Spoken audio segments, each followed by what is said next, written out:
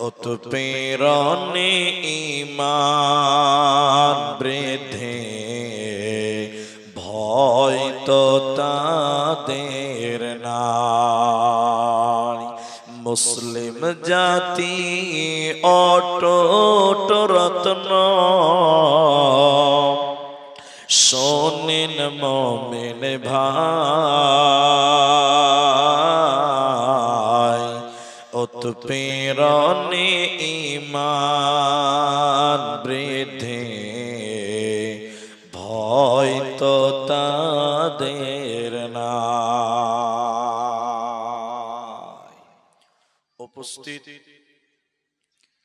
চলমান সভার যোগ্যতম সভাপতি, স্টেজে ওলামায়ে কেরাম, অতিথিবৃন্দ, আমার সামনে বসে থাকা দিনদার ইমানদার মুমিন ভাই সকল, দোয়ার কান্টারি মুরব্বী সমাজ, স্নেহের কচিকাচা, পর্দার অন্তরালে বসে থাকা মুমিনা সলেহা মা ও বোনেরা, প্রাণ প্রিয় সোতাহার কারাদার মহিপাল দিনাজপুরবাসী, প্রশংসা সেই মহান মনিবের দরবারে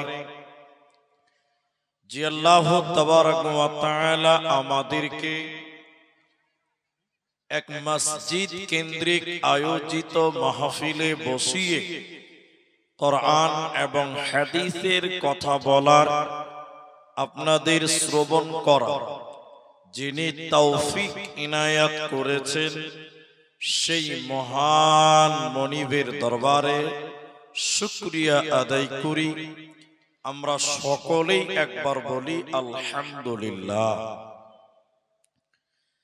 দরুদ ও সালাম বর্ষিত হোক সরকারে কায়নাত তাজদারে মাদানী নবী কুল শিরোমণি ইমামুল আম্বিয়া, নবী মক্কি, নবী মাদানী, নবী আহমদ, নবী মুহাম্মদুর রাসূলুল্লাহ সাল্লাল্লাহু আলাইহি ওয়াসাল্লাম।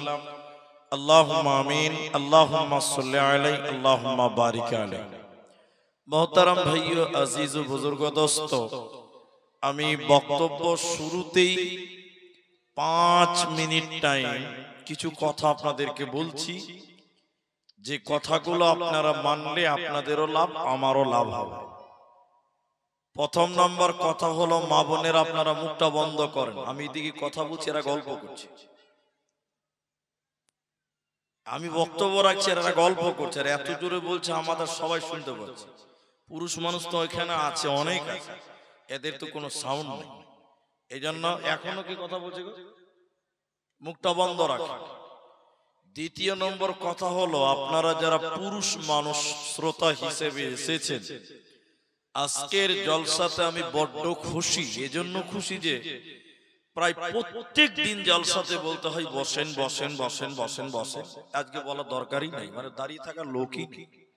আলহামদুলিল্লাহ। আপনাদেরকে 2 নম্বর কথাটা বলতে গিয়ে বলবো, যারা পুরুষ মানুষ, আমি আপনাদেরকে কিছু কথা জিজ্ঞাসা করব, আপনারা মুখ খুলে উত্তর দেবেন। বলুন ইনশাআল্লাহ।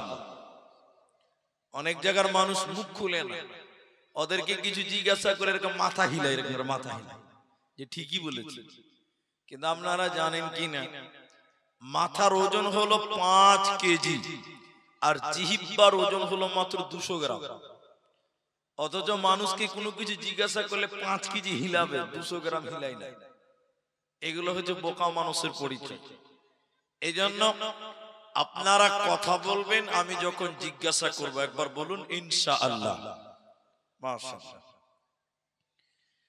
আমি কোরআনুল কারীমের যে আয়াতটি তেলাওয়াত করেছি, এই আয়াতকে কেন্দ্রবিন্দুর মধ্যে রেখে এবং যে হাদিস পড়েছি, হাদিসকে সামনে রেখে আপনাদের সামনে আজকে আমার আলোচ্য বিষয় হলো শুধুমাত্র কোরআন, অনলি কোরআন। কোরআন সম্পর্কে একদম ছোট ছোট ছোট ছোট করে কেটে কেটে কেটে কেটে ভাগ করে করে করে করে কিছু কথা বলবো। কেন? আমরা মানুষ, আমরা আল্লাহর শুকরিয়া আদায় করে শেষ করতে পারবো না। কেন? আমাদের কপাল কত ভালো, আমাদেরকে আল্লাহ শেষ নবীর উম্মত বানিয়েছে। যেমন তেমন কথা নয়, আমাদের কপাল কত ভালো, আল্লাহ তাবারাক ওয়া তাআলা তার আসমানি গ্রন্থ কোরআন আমাদেরকে দিয়েছেন। বলুন সুবহানাল্লাহ। তো সেই কোরআন সম্পর্কে আমরা মুসলমানেরা কতটা জানি? বেশিরভাগ মানুষ আমরা কোরআন সম্পর্কে কোনো জ্ঞান রাখি না, কোরআনের ইতিহাস জানি না, কোরআনের অস্তিত্ব জানি না। অথচ আমরা মুসলিম হিসেবে আমাদের প্রথম কাজ ছিল আমাদেরকে কোরআন জানা, অথচ আমরা কোরআন সম্পর্কে কোনো জ্ঞান অর্জন করতে পারি। আপনারা বুঝলে বুঝবেন, বুঝার চেষ্টা করলেই বুঝবেন। এখন বর্তমান পৃথিবীতে সবচেয়ে বেশি কোরআনের বিরুদ্ধে লেখা হচ্ছে, বলা হচ্ছে। একটু হ্যাঁ কিনা ঠিক কিনা বলেন। এখনো মাথা হিলাইছেন আপনি? সবচেয়ে বেশি কোরআনের বিরুদ্ধে লেখা হচ্ছে। আপনি জানেন না কেন? এর উদাহরণ দিলে বুঝতে পারবেন। এই রাস্তা দিয়ে যেতে যেতে ডান দিক বা দিকে অনেক বাগান আছে, বোঝার জন্য বলছি। মনে করলেন আমের বাগান, তো সব মানুষ একটাই বাগানে একটাই গাছে বেশি ঢেল চালায়। তো অন্য অন্য বাগান আছে সেগুলোতে ঢেল চালায় না কেন? আর এই গাছেই চালাচ্ছে কেন? নিশ্চয়ই অন্য অন্য গাছের ফলের চাইতে এই গাছের ফলটা হয় ভালো খেতে, না হলে হয় বেশি মিষ্টি। এই জন্য ওই গাছ কি সবাই ঢেল চালায়। একটু হ্যাঁ কিনা বলেন ভাই। তো কোরআনের বিরুদ্ধে সবচেয়ে বেশি কিতাব লেখা হচ্ছে কেন? নিশ্চয়ই কোরআনের ভিতরে কিছু মাহাত্ম্য, কিছু তাৎপর্য, কিছু ব্যক্তিগত কিছু সুবিধা বা কিছু বিশেষ করে কামিয়াবি মানুষদের জন্য আছে। এর জন্য এখন দেখবেন শত্রুরা কোরআনের বিরুদ্ধে বেশি বেশি বেশি বেশি করে লেখে। ঠিক কিনা বলেন? দ্বিতীয় নম্বর কথাটা শুনেন, এদিকে দেখেন।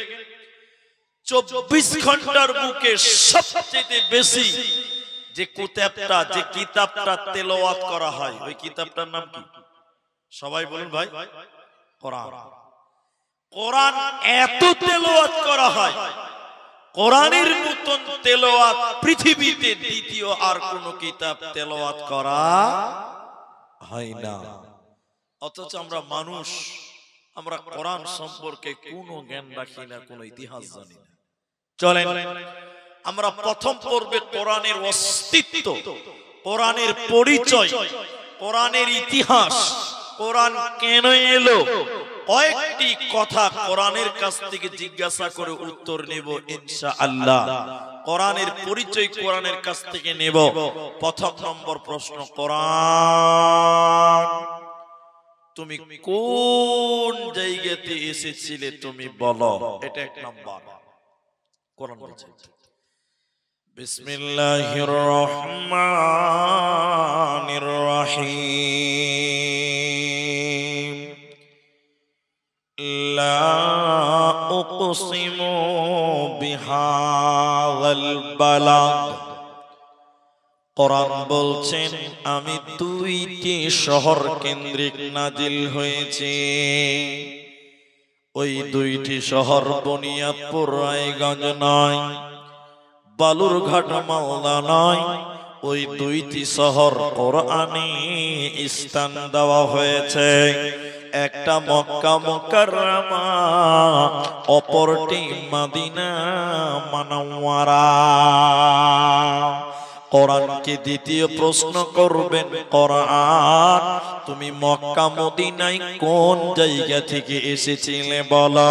কোরআন আপনার প্রশ্নের উত্তর দিয়ে বলছেন শুনে নাও, বাল হুয়া কুরআনুম মাজিদ ফি লাওহিম মাহফুজ।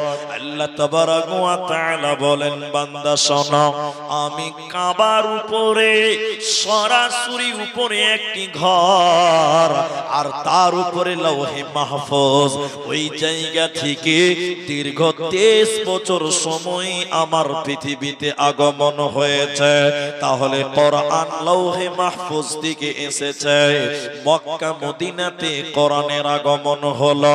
কোরআনকে 3 নাম্বার প্রশ্ন করেন, কোরআন তুমি কোন সময়ে তুমি এসেছিলে বলো, তুমি কোন দিনে তোমার আগমন হয়েছে কোরআন তুমি বলো।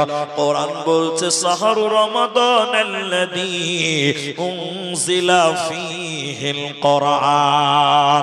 কোরআন বলছে আমি রমজান মাসে এসেছি রে, আমার রমজান মাসে পৃথিবীতে আগমন হয়েছে।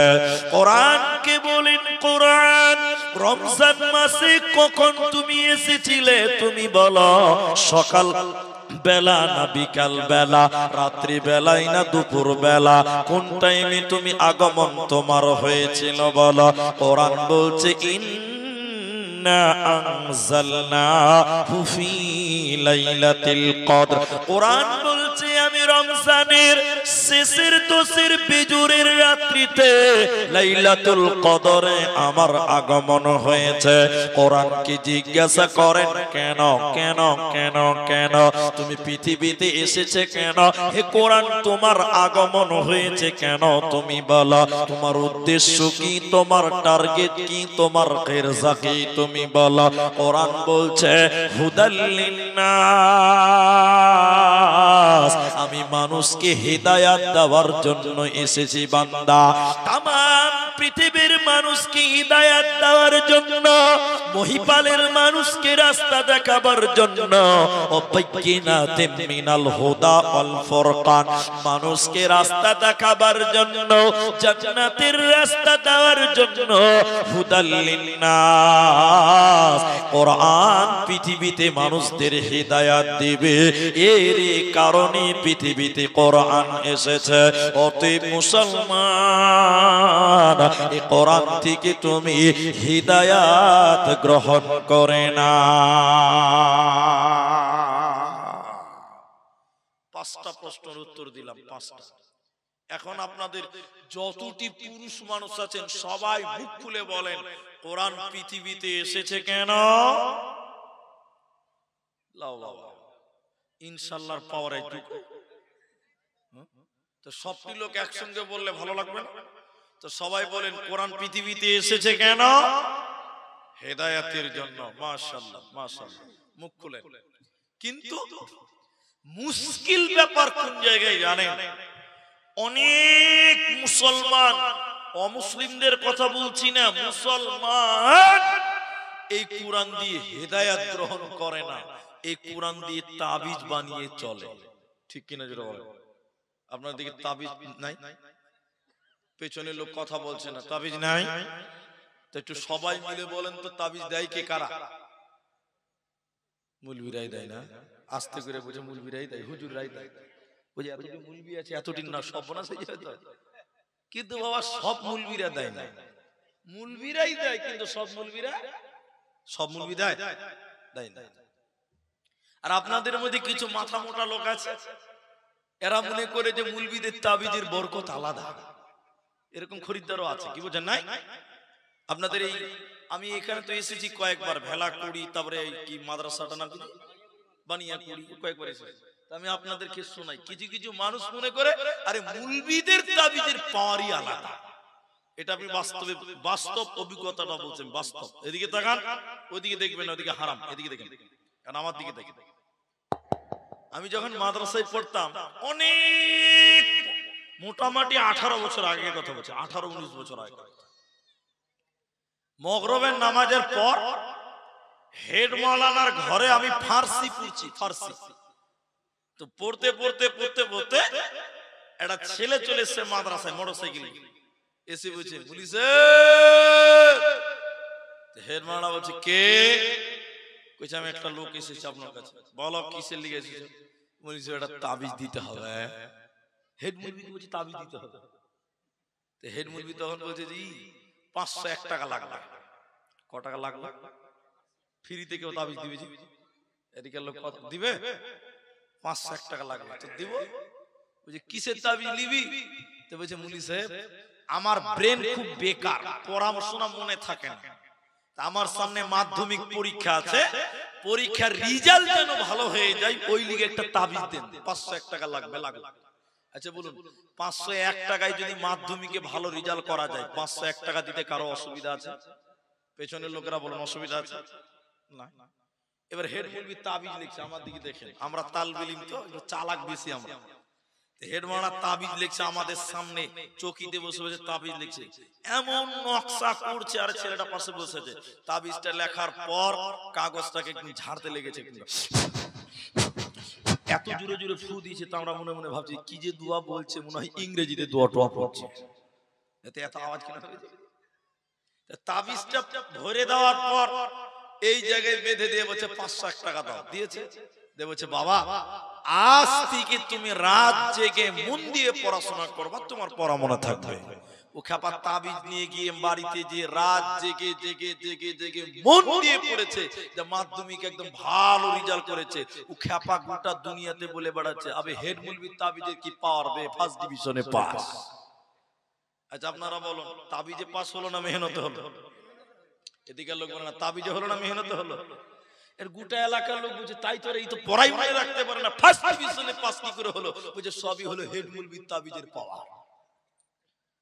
আসলে কি তাই না মেহনত? মেহনত। কিন্তু কোরআন এটাকে শিফা বলা হয়েছে, এর মানে এই নয় তাবিজ দেন। তো কোরআন পৃথিবীতে এসেছে কেন? হিদায়াতের জন্য। এজন্য কোরআন থেকে হিদায়াতে গ্রহণ করো। ইমাম তিরমিজি আলাইহি রাহমাত তিনি হাদিস নিয়ে এসে বললেন এভাবে, মানিত্তাবাল হুদা বিগাইরিল কোরআন, কেউ যদি কোরআন বাদ দিয়ে অন্য কোথাও হিদায়াতের জন্য যায়, কোরআন ছেড়ে দিয়ে অন্য কারো কাছে যদি হিদায়াতের জন্য যায়, ও তো হিদায়াত পাবে না, পাবে না। আদাল্লাহুল্লাহ, আল্লাহ নিজে তাকে গোমরাহ করবে, আল্লাহ নিজে তাকে পথভ্রষ্ট করবে। ওতে মুসলমান, কোরআন তোমাকে হিদায়াত দেওয়ার জন্য এসেছে। শুধু তাই নয়, আল্লাহ তাবারাক ওয়া তাআলা বলেন, ওয়া ইযা তুলিয়াত আলাইহিম আয়াতুহু যাদাতুহুম ঈমানা। কোরআন এমন একটা কিতাব, যে কিতাব তেলাওয়াত করলে তোমার ঈমান বাড়বে।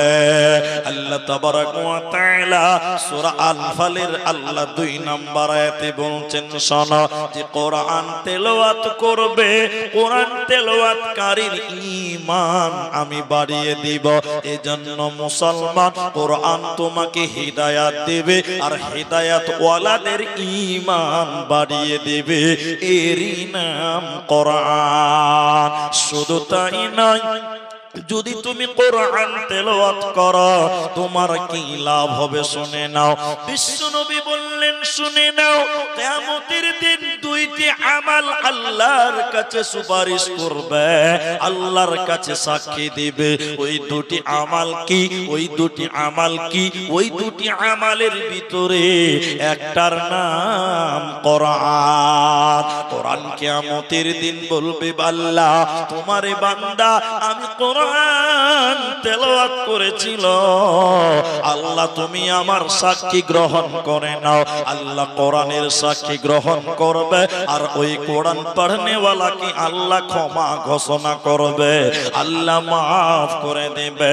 এজন্য আপনি আমি যদি কোরআন তেলাওয়াত করি, কিয়ামতের দিন কোরআন আপনার কাজে লেগে যাবে, আপনার কোনো চিন্তা রবে না, রবে না, রবে না। তাই আল্লাহ তাবারাক ওয়া তাআলা সূরা বাকারা সূরা নাম্বার 2 পারা নাম্বার 2 রুকু নাম্বার 21 লাইন নাম্বার 12 আয়াত নাম্বার 177 এর মাঝখানে আল্লাহ বলেন, ওয়াল কিতাব আমার যত কিতাব আছে রে, এটা দ্বিবচন একের অধিক বহুবচন শব্দ। আল্লাহ বলেন বান্দা ওয়াল কিতাব, আমার যত কিতাব আছে রে, তাওরাত বলেন, ইনজিল বলেন, জাবুর বলেন, কোরআন বলেন, আমি বুঝানোর জন্য এক বচন নিয়ে নিলাম। ওয়াল কিতাব বামানা ওয়াল কোরআন, কোরআনের উপরে তোদের ঈমান রাখতে হবে। যে ব্যক্তিটা কোরআনকে বিশ্বাস করবে না, যে ব্যক্তিটা কোরআনকে সন্দেহ করবে, কোরআনের প্রতি ঈমান রাখবে না, ওই লোককে আল্লাহ কিয়ামতের দিন জান্নাত দেবে না, পাবে না, মিলবে না। এজন্য তোমরা কোরআনের প্রতি ঈমান আনো। কথাটা তিনবার, এদিকে দেখেন, কথাটা তিনবার বলছি, বুঝেন। এই কোরআনকে মক্কার কাফেরেরা, মুশরিকেরা বিশ্বাস করত না। এদিকে দেখেন, এই কোরআনকে মক্কার কাফের বেঈমানেরা বিশ্বাস করত না। এদিকে দেখেন, তাহলে বুঝতে পারবেন সেটা কেমন। এই জন্য মক্কার মুশরিকেরা বলেছিল এটা আল্লাহর কালাম নয়, এটা নবী মুহাম্মদ বাড়িতে বসে বসে বসে বানিয়েছে। বলুন নাউজুবিল্লাহ। এই জন্য নবীজিকে তারা বলেছিল কবি, কবি, কবি, কবি, কবি, বুঝেন তো? কবি নজরুল নাম শুনেছেন, রবীন্দ্রনাথ, ধীরেন্দ্রনাথ, এরা কবি। আর কবিতা কাকে বলে? মক্কার মুশরিকেরা বলছে নবী কবি হয়েছে, আর কোরআনটা হলো কবিতার বই। বলুন নাউজুবিল্লাহ। কবিতা কাকে বলে? আতা গাছে তোতা পাখি, ডালিম গাছে মৌ। মাশাআল্লাহ, খুব ভালো জানেন আপনি। জি, এটাকে কবিতা বলে, আর ওদেরকে কবি বলে। তো মুশরিকেরা কোরআনকে কবিতা বলছে আর নবীকে কবি বলেছে। বলুন নাউজুবিল্লাহ। প্রথম প্রশ্ন হলো, নবীকে কবি বললো কেন আর কোরআনকে কবিতা বললো কেন? উত্তরটা নেন, উত্তরটা নেন। আপনি সব ছোট ছোট সূরার দিকে চলে গেলাম, বড় যাব না। সূরা কাউসার, সূরা কাউসারটা আপনি খুলেন, আপনি পাবেন, দেখবেন কি আছে। ইন্না আ'তাইনাকাল কাউসার। আপনারা যেটি মানুষ আছেন কমসে কম আলিফ বা তো জানেন তো। কাউসার শেষের অক্ষরটা কি আছে? র। শেষের অক্ষরটা কি আছে বলুন তো? র। আলিফ বা তো র আছে না? আগে রে বলতো, এখন র বলছি আমরা। র। দ্বিতীয় একটা পড়েন, ফাসাল্লি লিরাব্বিকা ওয়ানহার।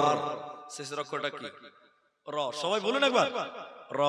3 নম্বর আয়াত পড়েন, ইন্না শানিআকা হুয়াল আবতার। শেষে কি আছে? র। তো সুবহানাল্লাহ বলুন। এত সুন্দর মিল কোরআনের আরেকটা সূরার দিকে দেখেন, কবিতা বললো কেন? والشمس وضحاها والقمر إذا تلاها والنهار إذا جلاها والليل إذا يغشاها والسماء وما بناها والأرض وما طحاها ونفس وما سواها فألهمها فجورها وتقواها قد أفلها এত সুন্দর মিল দেখার কারণে ওই কাফেররা বলেছিল এটা কবিতার বই। কবিতা লিখেছেন কে? লিখেছেন নবী মুহাম্মদুর রাসূলুল্লাহ সাল্লাল্লাহু আলাইহি ওয়াসাল্লাম। এজন্য তারা নবীকে কবি বলেছে, আর নবীর এই কোরআন, আল্লাহর কোরআনকে তারা কবিতা বলেছে। কিন্তু আল্লাহ তাদের চ্যালেঞ্জ দিয়ে বলল, বেঈমানেরা, আল্লাহ কোরআনে ওই মুশরিকদের চ্যালেঞ্জ দিয়ে বলেছে, হে মুশরিকের দলেরা, ওরে কাফের ফুজ্জারের দলেরা, এটা নবীজির বানানো নয়, এটা আমি আল্লাহর নাজিল করা কোরআন। আল্লাহ ওদের চ্যালেঞ্জ দিয়ে বললেন, শোনো, যদি তোমরা দাবি করো এই কোরআনটা বিশ্ব নবী বাড়িতে বসে বানিয়েছে, আমি আল্লাহ তাহলে বলছি শোনো, নবীজি মানুষ, তোমরাও মানুষ।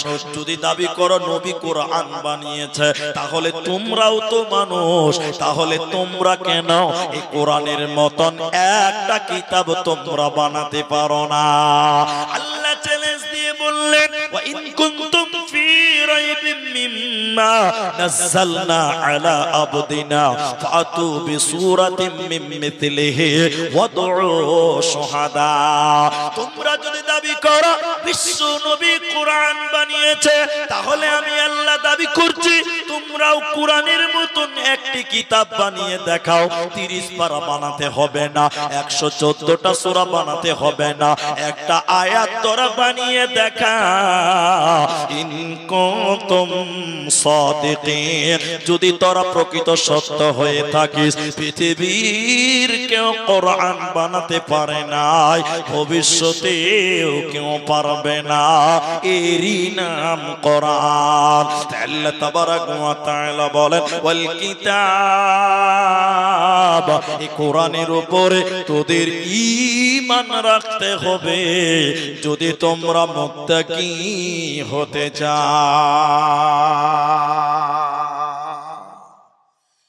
সবটি পুরুষ মানুষ একসঙ্গে বলেন এটার নাম ঈমান ঈমান ঈমান এদিকে দেখেন এই যে কোরআন আপনারা আমার দিকে দেখেন আর উত্তর দিন এই কোরআনে কোনো ভুল আছে এটা ঈমান জোরে বলতে হবে কোরআনে কোনো ভুল আছে আপনি চুপ আছেন মানে ভুল আছে আর আপনি যদি মুখ খুলে বলেন নাই তাহলে ঈমান আরেকবার বলছি এই কোরআনে কোনো ভুল আছে নাই কোনো ভুল নাই তা আল্লাহ বলছেন চ্যালেঞ্জ চ্যালেঞ্জ কি লা রাইবা ফিহি এই কিতাবে কোনো ভেজাল নাই আপনি একটা কথা দেখেন আমার কথার মানে বলছি আপনি লাইব্রেরিতে একটা কিতাব কিনবেন তার দাম 500 টাকা এদিকে দেখেন কিতাবের উপরে দেখবেন লেখা থাকবে কিতাবের নাম থাকে না নিচে থাকে লেখকের নাম থাকে কি থাকে না হ্যাঁ না বলে থাকে আপনি পাতাটা উল্টিয়ে দিবেন আবার কিতাবের নাম লেখকের নাম কোথা থেকে ছাপা হয়েছে তার নাম প্রথম ছাপা কোন সালে হয়েছে সেটা লেখা থাকে নিচে ছোট্ট করে লেখা থাকবে কত টাকা দাম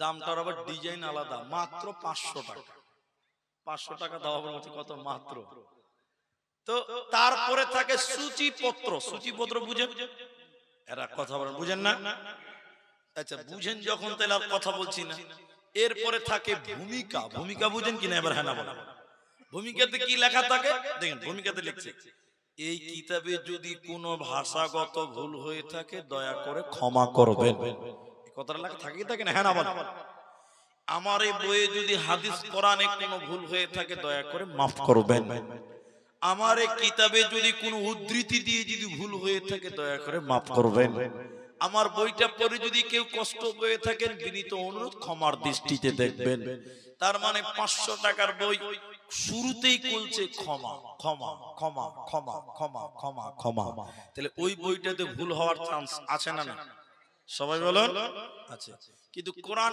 এমনই একটা দাম মাত্র 300 টাকা দাম 500 টাকাও নয় মাত্র 300 টাকা আচ্ছা বলুন এই বইয়ের ভূমিকাতে কেউ আল্লাহ বলেছে যে ভুল হতে পারে মাফ করে দিস সবাই বলুন বরং কোরআন শুরু হচ্ছে কিভাবে দেখেন আপনি সূরা ফাতিহার পর এটা সূরা ফাতিহা আপনি সূরা বাকারার শুরুতে জানেন এখানে লেখা আছে দেখেন যালিকাল কিতাব লা রাইবা ফি এটা এমনই একটি কিতাব যে কিতাবে কোনো ভুল কোনো সন্দেহ বলুন সুবহানাল্লাহ এইজন্য আল্লাহ বলেন এই কিতাবকে তোরা মেনে নে এই কিতাবে কোনো ভুল নেই এই কিতাব পড়লে নেকি শুনলে নেকি মানলে নেকি জানলে নেকি টোটালটা কোরআনের নেকি নেকি নেকি নেকি রয়েছে বলুন সুবহানাল্লাহ বিশ্ব নবী বললেন শুনে নাও নবী বললেন শুনে নাও এই কিতাব যখন তুমি তেলাওয়াত করবে তোমার ঈমান বাড়বে বাড়বে বাড়বে শুধু তাই নয় তোমার নেকি কেমন বাড়বে শুনে নাও আলিফ লাম মিম তিনটা অক্ষর তিনটা হরফ নবী বললেন কোরআন এমনই একটা কিতাব প্রত্যেকটা অক্ষরে অক্ষরে 10টা 10টা করে নেকি আল্লাহ বান্দার আমলনামায় দিয়ে দেয় বলুন সুবহানাল্লাহ প্রত্যেকটা অক্ষরে 10 করে নেকি দিবেন আল্লাহ পৃথিবীতে এরকম কোন কিতাব দেখেছেন যে পড়লে নেকি পাওয়া যাবে নাই একমাত্র কোরআন এমন একটা কিতাব যে কিতাব পড়লে নেকি শুনলে নেকি মানলে নেকি জানলে নেকি বলুন সুবহানাল্লাহ কিন্তু কিছু লোক এখন বদমাশি করছেন বদমাশিটা কেমন কোরআনটা রেখে বলতে হবে বদমাশিটা কেমন আমি বলি আপনাদেরকে আপনারা 786 লেখা দেখেছেন আপনারা সফটওয়্যারে গো তকবীর দিছি দেন তো, নারায়ে তাকবীর। 786 লেখা দেখেছেন? মুসলমানদের গাড়িতে লেখা থাকে 786, বাড়ির গেটে লেখা আছে 700। সবাই বলুন। মসজিদের গেটেও অনেক গ্রামে দেখেছি লেখা আছে 700। আমি একটা জালসায় গেছিলাম, জায়গার নাম আর বলবো না, অনেক বলেছি, দুর্নাম হয়ে যাবে গোটা। তো জালসার গেটে এরকম বিরাট বড় গেট সাজিয়েছে, আর গেটে কালারিং লাইটে লিখেছে 700। তো আমি স্টেজে উঠেছি তখন রাত 1টা বাজে, এটা পূর্ব বর্ধমান জেলার কথা বলছি এটা। তো রাত 1টা বাজে, তখন স্টেজে উঠে আমি বললাম, এরকম লোক মুলবিরা সব বসে আছে, আমি বললাম ভাই আপনাদের জালসার গেটে 786 লেখা আছে, এর মানেটা কি বলুন তো? একটা লোক বলছে, হুজুর আপনি এটাও জানেন না? বুঝি এটাও জানেন না? তো আমি বললাম আমি জানি না বলেই তো জিজ্ঞাসা করছি, আপনারা কেউ জানেন 786 মানে? আপনারা কেউ জানেন? একটু হ্যাঁ না বলেন। জানেন কি? হরে কৃষ্ণ হরে রাম, একটা জানা হলো। আর কেউ জানেন? আর কিছু? তো কোন যুক্তিতে হরে কৃষ্ণ হরে রাম এটা বলতে পারবেন? ওটা বলতে পারবেন? কোন যুক্তিতে হরে কৃষ্ণ হরে রাম এটা বলতে পারবেন তো? আচ্ছা, তাহলে উনি কিছু জানেন, ওটা এখন সময় লাগবে, বোঝাতে পারবো না। আর কেউ জানেন না? আর কি? তো আপনি যদি বলেন যে হরে কৃষ্ণ হরে রাম তো মুসলমানদের বাড়িতে কেন লেখা আছে? প্রশ্ন করছি আপনাকে। আপনি যদি বলেন যে হরে কৃষ্ণ হরে রাম তো মুসলমানের গাড়িতে কেন লেখা আছে, তার মানে এর আরো কিছু মানে আছে। কিছু বুঝতে পারছেন কথাটা? উনি বলছেন হরে কৃষ্ণ হরে রাম, তাহলে ওই যারা বিমল দাস, উমুক ঘোষ, উমুক টুমুক তারা রাখবে, তো মুসলমানদের গাড়িতে কেন, বাড়িতে কেন 786 লেখা আছে? নিশ্চয়ই এর আরো কিছু মানে। তখন ওই লোকটা বলছে, হুজুর আপনি এটাও জানেন না? আমি বলছি জানি না বলেই তো বললাম, বলেন। তো লোকটা বলছে যে হুজুর হরে কৃষ্ণ, উনি বলছে 786 মানে হলো বিসমিল্লাহির রহমানির রহিম। কথা বুঝতে পারলেন? বলছে বিসমিল্লাহির, তো ভালো কথা। তো এখন আমার জানার বিষয় হলো, তো আমরা মুলবিরা হাদিসেও পেলাম না, কোরআনেও পেলাম না, তুমি বাবজি কি করে পেলা? তুমি আমাকে বুঝাও, কি করে পেলা তুমি, ওটা আমাকে বুঝাও। এবার আপনাকে বুঝাই, আমার দিকে দেখেন, এটা বুঝে কাল থেকে আবার তাবিজ লিখিয়েন না, তাহলে গন্ডগোল হবে। যে মুলবিরা তাবিজ দেয় ওই মুলবিরা এটা বলতে পারে, বাকি কেউ পারবে না। আমরা যখন আজ থেকে আগে যখন বগদাদি কায়দা পড়তাম, বগদাদি কায়দায় দেখবেন আল্লাহর 99টা নাম আছে, তার আগের পৃষ্ঠার একদম নিচে এরকম ঘর করে আলিফ বা তা তা ছোট ছোট করে লেখা আছে, আর প্রত্যেকটা অক্ষরের নিচে করে একটা করে অঙ্ক দেওয়া আছে। অঙ্ক, অঙ্ক বুঝেন? যেমন এদিকে দেখেন, আলিফ, আলিফের নিচে লেখা আছে 2, বা, বাইয়ের নিচে অঙ্ক লেখা আছে 13, তা ওর নিচে লেখা আছে 20, এরকম অঙ্ক লেখা আছে। এখন এই 786 বিসমিল্লাহ কি করে হলো? এবার হিসাব করছে দেখেন। বিসমিল্লাহ প্রথম কি অক্ষর হবে? বা, বে বে বা, তারপরে কি? সিন সিন, তারপরে কি? কথা বলেন না, তারপরে কি? 20, বাইরের পরে কি হবে? সিন হবে, তারপরে মিম। তো এইভাবে বা, সিন, মিম, আলিফ, লাম এইভাবে দিয়ে দিয়েছে। বিসমিল্লাহর টোটাল অক্ষরটা দিয়েছে। এবার অঙ্ক করছে। বা এর কত হবে রে? বলে বা মানে হলো 13, লেখলো 13। তারপরে কি আছে? সিন, সিন মানে 10, লেখলো 10। তারপরে মিম, এর অঙ্ক কত আছে? বলে 3, লেখলো 3। এই টোটাল অঙ্ক করে দেখা গেল বিসমিল্লাহির রহমানির রহিম আর 786 বারবার হয়ে গেছে। এখন কিছু কিছু ইহুদি এবং খ্রিস্টান বলছে মুসলমানদের এটাই হলো বিসমিল্লাহ। কিন্তু আপনারা বলেন 786 বললে কোনদিন বিসমিল্লাহ হবে? সবাই বলুন হবে। আচ্ছা, তর্কের খাতিরে মেনে নিলাম যে 786টাই বিসমিল্লাহ হলো, একবার কার লিগে আপনারা মেনে নেন, আমার সঙ্গে একমত হয়ে যান। কিন্তু এখন আপনি যেটা বলছি, আপনাদের এলাকায় গরু জবাই হয়, হয় না? এরা কথা বলে হয় না? তো গরু জবাই করার দোয়া কে জানে? একজন বলেন তো দেখি। বিসমিল্লাহ আল্লাহু আকবার।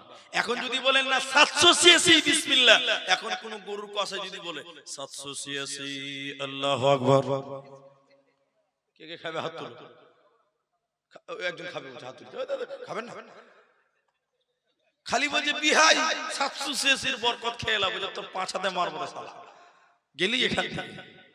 তাহলে বিসমিল্লাহ আর 786 এটা কোনোদিন এক হতে কথা বলে না। আচ্ছা বিসমিল্লাহ যদি 786 হয় তাহলে আলহামদুলিল্লাহ সূরার একটা অঙ্ক হবে, কি বলছেন হবে না? এটা তো কোরআন। তাহলে সূরা নাস একটা অঙ্ক হবে, আল্লাহু আকবার একটা অঙ্ক হবে। এখন কেউ যদি বলে যে আর আরবিতে নামাজ পড়বো না, অঙ্কতে বলবো 520, সূরা ফাতিহাকে বলছে 1,92,000, সূরা নাসকে বলছে 51,075, 220 নামাজ হবে? সবাই বলো হবে না। তাহলে 786 বিসমিল্লাহ নাই, সূরা তাওবাতে বিসমিল্লাহ নাই, কিন্তু কোরআনের আরেকটা সূরাতে ডবল বিসমিল্লাহ আছে। এজন্য বিসমিল্লাহ হলো কোরআন। আল্লাহ বলেন কোরআন পড়ো তোমার ঈমান বাড়বে, প্রতিটা অক্ষরে অক্ষরে 10টা করে নেকি বাড়বে। কিন্তু 786 বললে কোনো নেকি হবে না, বরং 786 লিখলে বা পড়লে বান্দার গুনাহ হবে, পাপী হবে, জাহান্নামী হবে। এই জন্য তেলাওয়াত করো তোমরা কোরআন। আল্লাহ তাবারাক ওয়া তাআলা কোরআনের ভিতরে বলছে কিতাব তোমাদের ঈমান বাড়াবে। যেমন শুনেলেন কোরআন শুনলে ঈমান পাওয়া যায়। মক্কার চতুর্দিক থেকে অর্থাৎ মক্কার আশেপাশে থেকে বিভিন্ন মানুষেরা কাবা তাওয়াফ করার জন্য আসতো। আমাদের নবীর আগেও কাবা ছিল, পৃথিবীর শুরু থেকে রয়েছে কাবা। বিভিন্ন সময় বিভিন্ন ভাবে ভেঙে গেছে, বিভিন্ন ভাবে তৈরি করা হয়েছে। হযরতে নূহ আলাইহিস সালামের প্লাবন যখন হলো তখন কাবা ভেঙে গেল। এরকম বারবার কাবা ভেঙেছে, বারবার নির্মাণ হয়েছে। শেষের বেলায় হযরতে ইব্রাহিম এবং হযরতে ইসমাঈল বাপ বেটা মিলে কাবা তৈরি করেছিল। তা আমি যেটা বলতে চাই না, বিশ্ব নবী যখন নতুন নতুন কালেমার দাওয়াত দেয়, তিনার কাছে যখন কোরআন নাজিল হতো, মক্কার চতুর্দিক থেকে লোকেরা মক্কাতে আসতো কাবা জিয়ারত করার জন্য। আবু জাহাল, উতবা, সাইবা এরা বলে বেড়াতো, ও বিদেশি লোকেরা তোমরা শুনে নাও, আমাদের এখানে একজন পাগল আছে, তোমরা ওই পাগলের কথা শুনবে না। বলুন নাউজুবিল্লাহ। পাগল মানে নবী মুহাম্মদুর রাসূলুল্লাহ। বুটা মক্কাতে বলছে আবু জাহাল, উতবা, সাইবা, হে বিদেশের লোকেরা, আমাদের এখানে একটা পাগল আছে, পাগল পাগল পাগল, ওই পাগলের কথা তোমরা শুনবে না। আরেকবার বলুন নাউজুবিল্লাহ। বিদেশি লোকেরা বলছে ই আবার কোন ডিজাইনের পাগল জি ভাই? পাগলকে দেখতে মানা করছে, শুনতে মানা করে না। এ তো সাংঘাতিক ব্যাপার। তো লোকেরা বলছে ঠিক আছে, ওকে দেখবো, ওকে দেখবো, ও তার কথা শুনবে না। তো বলছে চলো তো দেখি, ওকে দেখবো কিন্তু ওর কথা শুনবো না। কেমন পাগল, দেখতে মানা করে না, শুনতে ফের মানা করছে। চলো তো দেখি ও কেমন পাগল, ওইটাই দেখবো, শুনবো না। তো আরেকটা লোক বলছে এই মাথার তার তোর কেটে গেছে। বলে কেন? বুঝি দেখবি শুনবি না, এটা কেমন করে হবে? দূর বোকা, কানের ভিতরে আঙ্গুল ভরে দে, দেখতে পাবি, শুনতে কেউ পাবি না। ওর বুদ্ধি আলাদা। এবার বিদেশের লোকেরা এদিকে দেখেন, কানের ভিতরে আঙ্গুল ভরে দিয়েছে, কান জাম করে দিয়েছে, শুনতে যেন না পায়। নবী পাগল খুঁজতে গেল। বিশ্ব নবী কাবার সামনে হাকিমের যে পাথরটি রয়েছে, ওই পাথরে নবী হেলান দিয়ে দিয়ে কেউ বলছেন সূরা রহমান, কেউ বলেছেন সূরা কাহাফ নবী তেলাওয়াত করছিলেন। বিদেশের লোকেরা কানকে বন্ধ করে নবীজির সামনে যখন দাঁড়ালো, নবীজির সামনে যখন দাঁড়িয়ে দেখলো বিশ্ব নবীর চেহারা দেখে মক্কার বিভিন্ন দেশের কাফিররা বলেছিল এটা কোনোদিন পাগল হতে পারে না, পারে না, পারে না। পাগলকে দেখলেই চেনা যাবে, তার চেহারা ধুলো মলিন থাকবে, তার চুল ঠিক থাকবে না, ওর পোশাক ঠিক থাকবে না। বিশ্ব নবীর চেহারা দেখে ওই কাফিররা বলেছিলেন এটা কোনোদিন পাগল হতে পারে না, পারে না। তাই তারা কান থেকে আঙুল বের করে দিল। নবীজির জবানে যখন কোরআন তেলাওয়াত শুনে নিল, নবীজির মুখের মধুর বাণী যখন কোরআন তেলাওয়াত করলো, থাকতে না পেরে রাসূলের সামনে তারা বসে গেল আর নবীজির হাতে হাত দিয়ে কালেমা পড়ে ঈমান আনলো। তাই আমার আল্লাহ বলেন, বান্দা এটি এমনই একটি কিতাব, এই কিতাব মানুষকে ঈমান দিতে পারে রে, আর ঈমানওয়ালাদের ঈমান বাড়িয়ে দিতে পারে। এরই নাম কোরআন। কোরআনের নাম নূর, কোরআনের নাম সিরাজ, কোরআনের নাম সাবিল, কোরআনের নাম হুদা, কোরআনের নাম তানজিল, কোরআনের নাম কারীম, কোরআনের নাম হাকিম, কোরআনের নাম মাজিদ। এরকম কোরআনের একটা একটা করে 56টা নাম দেওয়া হয়েছে। সব কটা নাম? 56। অথচ কিছু কিছু বাঙালি মুসলমান এদিকে দেখেন কোরআনের উপরে লম্বা করে লিখে রেখে দিয়েছে কোরআন শরীফ। আছে না নাই বলেন? এরা বলে না নাই? একটা একটা করে 56টা নাম আল্লাহ দিয়েছেন, তাফসীরের ভিতরে পাবেন। একটা নামেও আল্লাহ শরীফ বলে নাই। অথচ বাঙালি মুসলমান আল্লাহর দেওয়া 56টা নাম পছন্দ হলো না, নিজের মন মতন করে নাম দিয়ে দিল যে কোরআন শরীফ। আল্লাহ ভালো লাগবে? আল্লাহকে অপমান করা হয়নি। আপনি বলবেন শরীফ মানে পবিত্র, তো পবিত্র হলো তো কি হলো? অনেক হিন্দুর নামও তো পবিত্র আছে, অথচ পেশাব করেই পানি লাই না। ঠিক কিনা জুড়ে বলে? এরা কথা বলে না? অনেক অমুসলিমের নাম পবিত্র, অথচ পেশাব করে পানি নাই না। তাহলে কোরআনের নাম যদি পবিত্র রাখেন আর কোরআন আল্লাহকে অপমান করেন, আল্লাহ 56টা নাম বাদ দিয়ে যদি নিজের মন মতন করে নাম দেন, তো আল্লাহকে ভালো লাগবে না খারাপ লাগবে? খারাপ লাগবে। আল্লাহ কোরআনের নাম বলেছেন তানজিল, কোরআনের নাম বলেছেন জিকির, কোরআনের নাম বলেছেন শিফা। শিফা শিফা কেন? এটা 2 মিনিট লাগবে একটু বলি। অনেকেই অনেক কথা বলেন আমাদেরকে, মুলবিদেরকে, তো কিন্তু কোরআন হলো ঝাড়ফুঁক করার কিতাব। কিসের কিতাব? কোরআন দিয়ে ঝাড়ফুঁক করা যাবে কি যাবে না? যাবে। তাবিজ দেওয়া যাবে না, কিন্তু ঝাড়া যাবে। যেমন এদিকে দেখি, আমার দিকে দেখি, কিছু লোককে বিশ্বনবী পাঠালেন বিদেশে। আমি শর্ট বলছি, খুব শর্টে। আল্লাহ রাসূল একটা চিঠি লিখলেন, চিঠি লিখে পাঠিয়ে দিলেন যে যাও, মানে নবী বলেছেন, কেউ লিখেছে নবীজি সিলমোহর মেরেছে, ওই চিঠিটা ওই বাদশাকে দিয়েছে। রাসূলুল্লাহ লিখে পাঠিয়েছেন যে এদেরকে আমি আপনার কাছে পাঠালাম, আপনি এদেরকে আশ্রয় দিবেন, থাকার যথাযোগ্য সম্মাননা ব্যবস্থা করবেন। কথা বুঝতে পারলেন আমার কথা? রাসূলের বেশ কিছু সাহাবী চলে গেছে, যাওয়ার পরে চিঠি দিয়েছে দেশের বাদশাকে। বাদশা চিঠি লিখে দেখিয়েছে, পড়েছে, পড়ে বলছে হবে না, তোমাদেরকে থাকতে দেওয়া হবে না, আমি কোনো ব্যবস্থা করতে পারবো না, তোমরা বাইরে চলে যাও, মাঠে যেয়ে তোমরা রাত কাটাও, যাও। ছোট্ট করে বলছি, সাহাবীরা এরকম ফাঁকা মাঠে এসে তাম্বুটা নিয়েছে। তাম্বু বুঝেন তো? এই যেটাকে তাম্বু বলে, তাম্বুটা নিয়েছে। এমন সময় ওই দেশের বাদশাকে সাপে কেটেছে। কিসে কেটেছে? সবাই বলুন। সাপে কেটেছে। ওরে সাপের বিষে মরে গেলাম, মরে গেলাম, বিভিন্ন রকম আওয়াজ। ডাক্তার কবিরাজ যথেষ্ট ঘোরাঘুরি হয়েছে, কেউ ভালো করতে পারছে না। পরক্ষণে ওই বাদশার যারা প্রজা সঙ্গী, যারা ওরা খুঁজতে খুঁজতে খুঁজতে খুঁজতে ফাঁকা মাঠে সাহাবীদের তাম্বুতে উঠে বলছে, ও বিদেশি লোক, তোমাদের ভিতরে কেউ কবিরাজ আছো? কবিরাজ? সাহাবী বলছেন, একজন সাহাবী বলছেন, কি হয়েছে বলো? বলছে আমাদের বাদশাকে সাপে কেটেছে, কেউ ঝাড়তে পারবে? একজন সাহাবী বলছে আমি পারবো। বলে চলো, বলে চলো, আমি ঝেড়ে দিব, বিনিময় কি দিবে বলো? আমি ঝাড়বো, বিনিময় কি দিবে বলো? তো বলছে যে কি লাগবে তোমাকে? বলে বেশি কিছু লাগবে না, 100টা ছাগল লাগবে। কটা লাগবে? কটা লাগবে? 100টা ছাগল লাগবে, তাহলে আমি বাদশাকে ঝাড়বো, সাপের বিষ নেমে যাবে। এখন রাজা বাদশার ব্যাপার, 100টা ছাগলের কোনো ব্যাপার হলো? চল চলো। এবার সাহাবী যে বাস কিচ্ছু লয়, একদম ফু দিয়ে দিয়েছে, কোরআন থেকে দোয়া পড়ে বাদশার বিষ সঙ্গে সঙ্গে ভালো হয়ে গেছে। বলুন সুবহানাল্লাহ। 100টা ছাগল নিয়ে আবার চিন্তাই পড়ে গেছে, খাওয়া জায়েজ হবে না না জায়েজ হবে?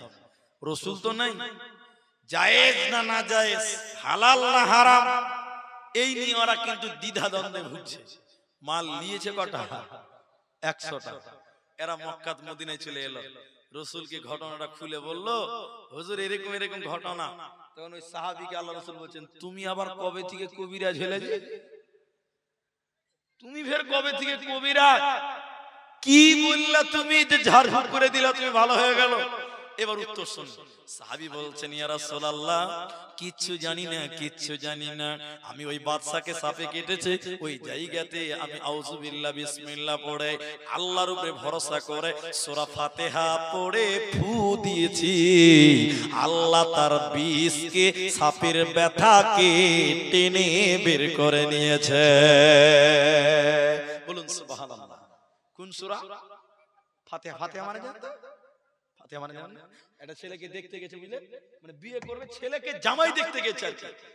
ছেলেটার বন্ধু বান্ধব 3-4 জন আছে, এবার মেয়ের পক্ষ থেকে ছেলেটাকে দেখতে গেছে। তো মেয়ের দাদু গেছে, মেয়ের নানা গেছে, মেয়ের কাকা গেছে। যে এবার মেয়ের দাদুটা বলছে, বাবা তুমি সূরা ফাতিহা জানো? ফাতিহা? যে জামাই হবে বলছে, ফাতিহা আবার কি বে? আমি তো ফাতিহা জানি না। তখন আরেকজন ঘোড়া মেরে বলছে, আবে আলহামদুলিল্লাহ, এটাই ফাতিহা, ওইটাই ফাতিহা। আলহামদুলিল্লাহ সূরা পড়ে ফু দিয়েছি। আল্লাহ রাসূল আল্লাহর উপরে ভরসা ছিল, আল্লাহ এই সাপের ব্যথাকে দূর করে দিয়েছে। বলুন একবার সুবহানাল্লাহ। তো এখন যেটা প্রশ্ন, আল্লাহ নবী মাল চেয়ে নিয়েছি 100টা, খাওয়া জায়েজ না না জায়েজ? আমরা এখনো খাইনি। নবীজি বললেন, আরে খাপারা শুনে নাও, ওরে আমার আদরের স্নেহের সাহাবীরা তোমরা শুনে নাও, ওরে আল্লাহর বান্দারা শুনে নাও, আমি তোমাদেরকে বলছি শুনে নাও, যখন ওই ছাগলগুলো তোমরা ভাগ করবে, আমি নবীর জন্যও একটা ভাগ রাখবে। বলুন জায়েজ না না জায়েজ? আল্লাহ রাসূল এক ভাগ চেয়ে নিলেন যে আমার জন্য এক ভাগ রাখেন। তাহলে কোরআন দিয়ে কি করবেন? ঝাড়বেন। আপনার ছেলেটা অসুস্থ আছে, দীর্ঘদিন থেকে আরাম পায় না, সূরা ফাতিহা পড়ে ফু দেন। তাফসীরের ভিতরে লেখা আছে 360 খানা রোগের চিকিৎসা সূরা ফাতিহা করতে পারে। বলুন সুবহানাল্লাহ। তাহলে এই কোরআন প্রতিটি মানুষের বিপদের সঙ্গী, এজন্য কোরআনের নাম শিফা, কোরআনের নাম জিকির। কোরআনকে আল্লাহ জিকির বলেছেন, কোরআনকে আল্লাহ তানজিল বলেছেন, কোরআনের নাম ফুরকান বলেছেন, কোরআনের নাম বুরহান বলেছেন, কোরআনের নাম মাজিদ বলেছেন, কোরআনের নাম হাকিম বলেছেন, কোরআনের নাম কারীম বলেছেন। অতএব নামগুলো তোমরা এই নামগুলোকে গ্রহণ করো, নিজেদের মতন নাম দেওয়া যাবে না। এতক্ষণ যা কিছু বললাম, আমি দুটি পা ধরে বলছি, 5 মিনিট টাইম আমার দিকে তাকান। হে মা বোন, আমার দিকে তাকান। আমি আপনার উপকার করব, এই কথার উপর বিশ্বাস রাখেন। আমার দিকে তাকান, একদম নড়চড় বন্ধ করে, মাত্র 5 মিনিট। আমি রাজনীতি কথা বলি না, বলি না, বলি না, দরকার নাই, কিন্তু বুঝার জন্য শুধু এইটুকু কথা বলছি। এখন আমাদের দেশে এনআরসি হয়েছে, এটা জানেন আপনারা? এরা হ্যাঁ না বলে না?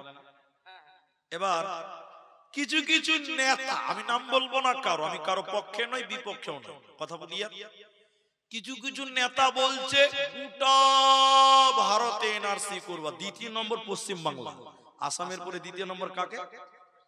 পশ্চিম বাংলাতে এনআরসি করব, আর মুসলমান গুলোকে বাংলাদেশে পাঠাবো।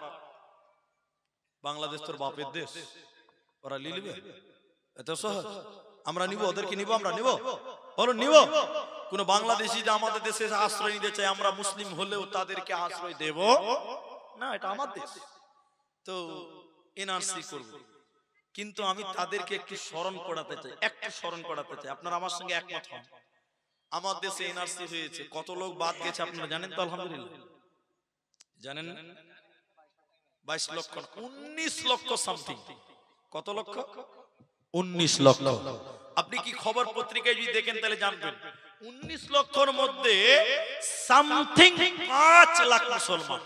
সবাই বলুন কত লাখ? পেছনে লোক বলবেন না কত লাখ? আচ্ছা 19 থেকে 5 বাদ করলাম, কত থাকলো? কত থাকলো? 14। কে বলছে 20? 14। আচ্ছা শুধু হিন্দু আর মুসলমান তো আমরা থাকি না, আরো তো লোক আছে। ইহুদি আছে, খ্রিস্টান আছে, আছে না? আমি আরো 2 লক্ষ বাদ দিলাম, তাহলে 14 থেকে 2 লাখ মাইনাস করেন, কত থাকবে? 12 লাখ। তাহলে আসামেও তো তোমরাই এনআরসি করেছো, আমরা মুসলমান বাদ গেছি মাত্র 5 লাখ, আর তোমরা গেছো কতটি? 12 লাখ। বলুন নারায়ে তাকবীর। তা আল্লাহ যদি আমাদেরকে বাঁচায়, পৃথিবীর কেউ মারতে পারবে? বলুন বলুন না। আমি এই কথাগুলো কেন বলছি, একটা কারণ আছে। এরা তো এখন করছে 2024, 25, 23, 19 এই টাইমে এনআরসি করছে। এদের চাইতেও অনেক পুরাতন ইতিহাস যদি তুলেন, ইংরেজেরা কারা বলুন তো? ইংরেজেরা বলেছিল ওলামা কো তারো, মুসলমানও কো তারো। কারণ ভারত স্বাধীনতার ব্যাপারে সবচেয়ে বেশি মুসলিমদের হয়ে যারা আগিয়েছিলেন তিনারা হলেন আলেম ওলামারা। ঠিক কিনা জুড়ে বলেন? এই জন্য ইংরেজরা বলেছিল মুসলমানও কো তারো, ওলামা কো তারো। কিন্তু সবাই মুখ খুলে বলেন ইংরেজরা মুসলমানদেরকে দেশ থেকে তাড়তে পেরেছে না তারাই দেশ ছেড়ে পালিয়েছে? একবার বলুন নারায়ে তাকবীর। আমাদেরকে তাড়তে পারে নাই, ওরাই দেশ থেকে। কথা বলো। আজকে যারা এনআরসি করতে চাইছো সাবধান, আমরাকে তাড়তে পারবে না। তোমাদের এই কাগজ আগে রেডি করতে হবে, আমাদের রেডি আছে। ঠিক কিনা জুড়ে বলো। তো ইংরেজরা অনেক চেষ্টা করেছিল, পারেনি। শেষের বেলায় তারা আলোচনা করলো যে মুসলমানদের সঙ্গে পারি না কেন। আলোচনা করে বলেছিল যতদিন মুসলমানদের কাছে কোরআন থাকবে অতদিন মুসলমানদেরকে বেকানা। তখন তারা সিদ্ধান্ত নিল কোরআন কিনো, পুড়িয়ে দাও, জ্বালিয়ে দাও, ছারখার করে দাও। একটাও যখন কোরআন মুসলমানদের থাকবে না, মুসলমান এমনিতেই কাবু হয়ে যাবে। ঠিক কিনা জোরে বলেন? তো এইটুকু বানিয়ে গুছি মাদ্রাসা, এইটুকু বানিয়ে বলছি, আমি বানিয়ে বলছি। এটা ইংরেজদের দালাল বেঈমান, ইংরেজদের একটা বেঈমান লম্বা লম্বা দাড়ি আর টুপি আর পাঞ্জাবি পরে মুলবি হয়ে গেছে। আসলে মাল হলো ডুপ্লিকেট মাল। কোন মাল বললাম? ডুপ্লিকেট মাল। এই বানিয়াকুড়ি মাদ্রাসায় চলে এসেছে, বাড়িগুড়িতে এসে কি বলছে, হেড মাওলানা কারাক মুলবি সাহেব আপনাদের মাদ্রাসায় কোরআন আছে? তো মুলবি বলছে যে মাথা কি গোবর আছে নাকি তোর রে? এ খাপা, মাদ্রাসায় কোরআন থাকবে না তো কি থাকবে? সবাই বলে মাদ্রাসায় কোরআন থাকবে না তো কি থাকবে? আছে। তো ওই লোকটা বলছে, ডুপ্লিকেট মুলবিটা বলছে যে মুলবি সাহেব কতটা আছে? তো মুলবি সাহেব বলছে তুমি কতটা নিবে? যতটি আছে সব লিব। তখন মুলবি সাহেবের ভিতরে খাটকা লেগে গেছে, তো মাল ডুপ্লিকেট আছে। তখনই মুলবি সাহেব বুঝেছে নিশ্চয়ই ডাল মে কুছ কালা। আমি ছোট্ট করে বললাম ঘটনাটা। এবার হেড মাওলানা ওই লোকটাকে বলছে, বেঈমানটাকে বলছে বসেন, কোরআন নেবেন তো বসেন। নাস্তা পানি হলো। বানিয়াকুড়ি মাদ্রাসার 3টি ছাত্রকে মৌলানা ডাকলো, আব্দুর রহমান, আব্দুর রহিম, আব্দুল সাত্তার। 3টে ছেলেকে ডেকে হেড মাওলানা বলছে, রে বাবা তোরা তো গোটা গোটা কোরআন মুখস্থ করেছিস। হাফেজরা কোরআন মুখস্থ করে না? জোরে বলেন করে। আরে বাবা তোরা তো গোটা গোটা কোরআন মুখস্থ করেছিস রে বাপ। এই লোকটা কোরআন নেওয়ার জন্য এসেছে, একজনই তো দিয়ে দিতে পারবে কিন্তু নিতে পারবে না, আর তোরাও ক্লান্ত হয়ে যাবে। রে আব্দুর রহমান তুই 1 থেকে 10 পারা শুনিয়ে দাও। রে আব্দুর রহিম তুমি 11 থেকে 20 পারা শুনিয়ে দাও। রে আব্দুল সাত্তার তুমি 21 থেকে 30 পারা শুনিয়ে দাও। যখনই 3টে ছেলে বিসমিল্লাহ থেকে শুরু করে মিনাল জিন্নাতি ওয়ান নাস বলেছে, ওই লোকটা দাঁড়িয়ে মাথায় হাত দিয়ে কালেমা পড়ে ঈমান এনে বলতে লাগলো, আমাদের আলোচনা হয়েছে কোরআন কিনো, পুড়িয়ে দাও, জ্বালিয়ে দাও, আর মুসলমান বেঈমান হয়ে যাবে তখন। কিন্তু আমি এখন ঈমান আনলাম, আল্লাহর কসম করে বলছি মুসলমানদের থেকে কোরআনকে আলাদা করা সম্ভব হবে না। তার কারণ শুনে নাও, মুসলমানেরা কোরআনকে তাদের আত্মাতে জায়গা দিয়েছে। এই কোরআন যদি পুড়িয়ে দেওয়া হয় মুহূর্তে কোরআন তৈরি হয়ে যাবে। কেন কেন কেন কেন? এই কোরআনের লক্ষ লক্ষ কোটি কোটি হাফেজ আছে রে, অতএব কোরআনকে মিটানো সম্ভব হবে না। একজন দার্শনিক বললেন, শুনে নাও, একজন দার্শনিক কোরআনটা এইরকম করে তুলে ধরেছিলেন, এইরকম মানুষদেরকে দেখিয়েছিলেন, সবাই আমার কোরআনটা দেখলেন।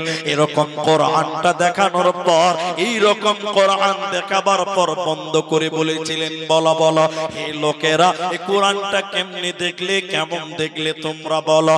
সবাই বলতে লাগলো, সাদা কাগজে কালো কালিতে লেখা আছে, সাদা কাগজ আর কালো কালিতে লেখা আছে। তিনি বলেছিলেন, বন্ধুরে এই কোরআনটা এই চক্ষু দিয়ে দেখলে হবে না, এই কোরআনটা ঈমানের চক্ষু দিয়ে দেখো, ঈমানের নজরে কোরআনটার দিকে দেখো। এই কোরআনটা কোনো কালিতে নয়, এই কোরআনটা কোনো কাগজে নয়, বরং এই কোরআনটা শহীদের রক্তের বিনিময়ে এসেছে রে। এই কোরআনের জন্য কত মা বিধবা হয়েছে, এই কোরআনের জন্য কত বাচ্চা ইতিম হয়েছে, কতজন তার ভাইকে হারিয়েছে। অতএব কোরআনটা শহীদের রক্তের বিনিময়ে এসেছে, এই কোরআনকে মিটানো সম্ভব হবে না, হবে না। আল্লাহ তাবারাক ওয়া তাআলা বলেন, ইন্না নাহনু নাযালনা যিকরা ওয়া ইন্না লাহু লাহাফিযুন। আমি আল্লাহ এই কোরআনকে নাযিল করেছি, ইন্না নাহনু নাযালনা যিকরা, আমি এই জিকিরকে নাযিল করেছি, এই কোরআনকে নাযিল করেছি, এর হেফাজতের দায়িত্ব স্বয়ং আমি আল্লাহ নিয়েছি রে। পৃথিবীর কেউ কোরআনকে মিটাতে পারবে না, পারবে না, পারবে না। তাহলে এই কোরআনকে পৃথিবীর কোন পরাশক্তি কোরআনকে মিটাতে পারবে কেন? যে কোরআনটা মুসলমানদের অন্তরে আছে। কোথায় আছে বলুন তো? সব পুড়িয়ে দেন, কিচ্ছু হবে না, সব ভাসিয়ে দিন, কিচ্ছু হবে না, মুহূর্তে আরো কোরআন বেরিয়ে যাবে। কারণ অন্তরে অন্তরে মুসলমান কোরআনকে জায়গা দিয়েছে। বলুন সুবহানাল্লাহ। এখন যে কথাটা আপনাদেরকে বলছি, খুব অ্যাটেনশন হন, খুব অ্যাটেনশন হন, একটু লজ্জা পাবেন না, ভালোভাবে বলছি আপনাদেরকে। কে কে কোরআন পড়তে পারেন একটু হাত তোলেন। পড়তে পারেন যারা হাত তোলেন, হাত তোলেন ভাই, নামাবেন না। কোরআন পড়তে পারেন, মাশাআল্লাহ মাশাআল্লাহ, বাস নামা। এখানে এতগুলো লোকের ভিতরে টোটাল 20টা লোক হাত তুলতে পারেন। আমি এটা লজ্জা দেওয়ার জন্য না, এটার কারণ আছে। তাহলে যারা তুললেন তারা পারেন, যারা তুললেন না তারা পারেন না, এটাই তো। একটু হ্যাঁ না বলেন। এবার দেখেন আপনাদের বুঝাই কোরআন কি লাভ হবে। এটা যদি না বুঝেন তাহলে আর জালসা শুনে লাভ নাই। এখন কোরআন শুনলে পড়লে সবই নেকি, নেকি না নেকি, কিন্তু কিছু কিছু লোক কোরআন ওয়ালাদেরকে ভালোবাসে না, আছে না? এরা বলে না কথা নাই? আপনাদের এলাকায় নাই? মুলবি সাহেব দেখলে খালি চুলকানি শুরু হয়ে যায়, কিছু লোকের আছে না? নাই, বহুত আছে।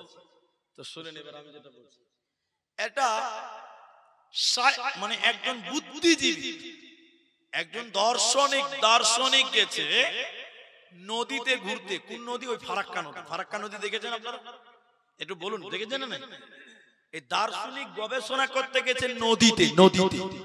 এবার নদীতে যখন লায়ে চেপেছে নৌকাতে, এখন দার্শনিক বলছে যে রে সময় তো পার হবে না।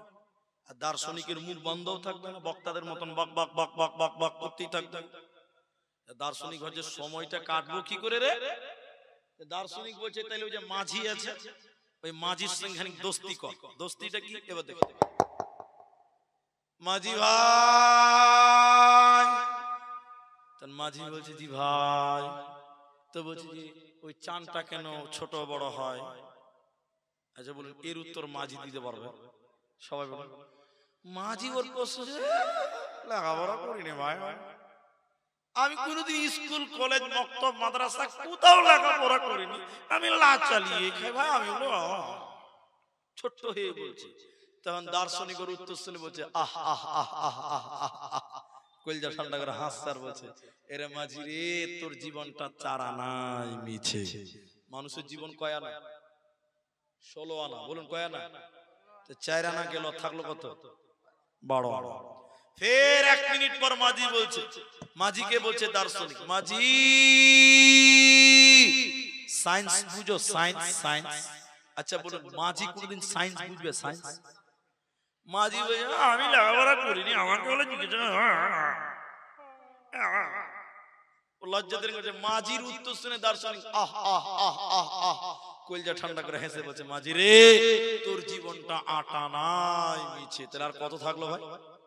সবাই বলুন না জি, আটা না। ফের খানিকক্ষণ পর বলছে, মাঝি রে ইতিহাস বুঝো, ইতিহাস।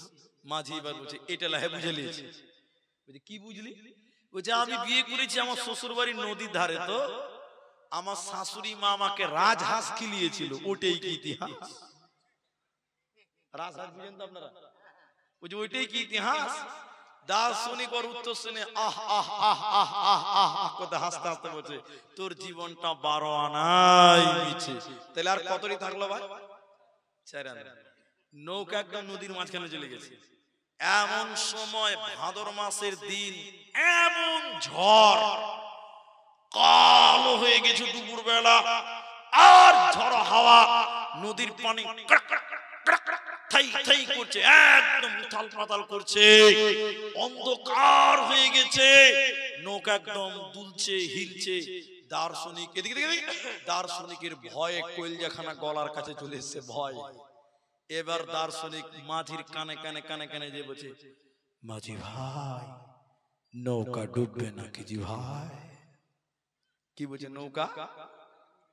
মাঝি এবার পাঞ্জাবি গুটিয়ে এরকম করে বলছে, চন্দ্র ছোট বড় জানো, সায়েন্স জানো, আর্টস জানো, কমার্স জানো, বিজ্ঞান জানো, বাংলা জানো, ইংরেজি জানো, ফার্সি জানো, হিন্দি জানো, সাঁতার জানো বাবু, সাঁতার জানো বাবু। যেই বলেছে সাঁতার জানো বাবু, মাঝির উত্তর কি দিবেন আর দার্শনিক উত্তর কি দিবেন, মাথায় হিলেছে সাঁতার জানি না। টুক করে নৌকাটা ডুবে গেছে। মূর্খ মাঝি বলে বাবু এখন কেনে কাবু। টুক করে নৌকা ডুবে গেছে, আপ আপ করতে করতে পানি খেতে গেলে উঠছে আর ডুবছে লাইলনের মতন।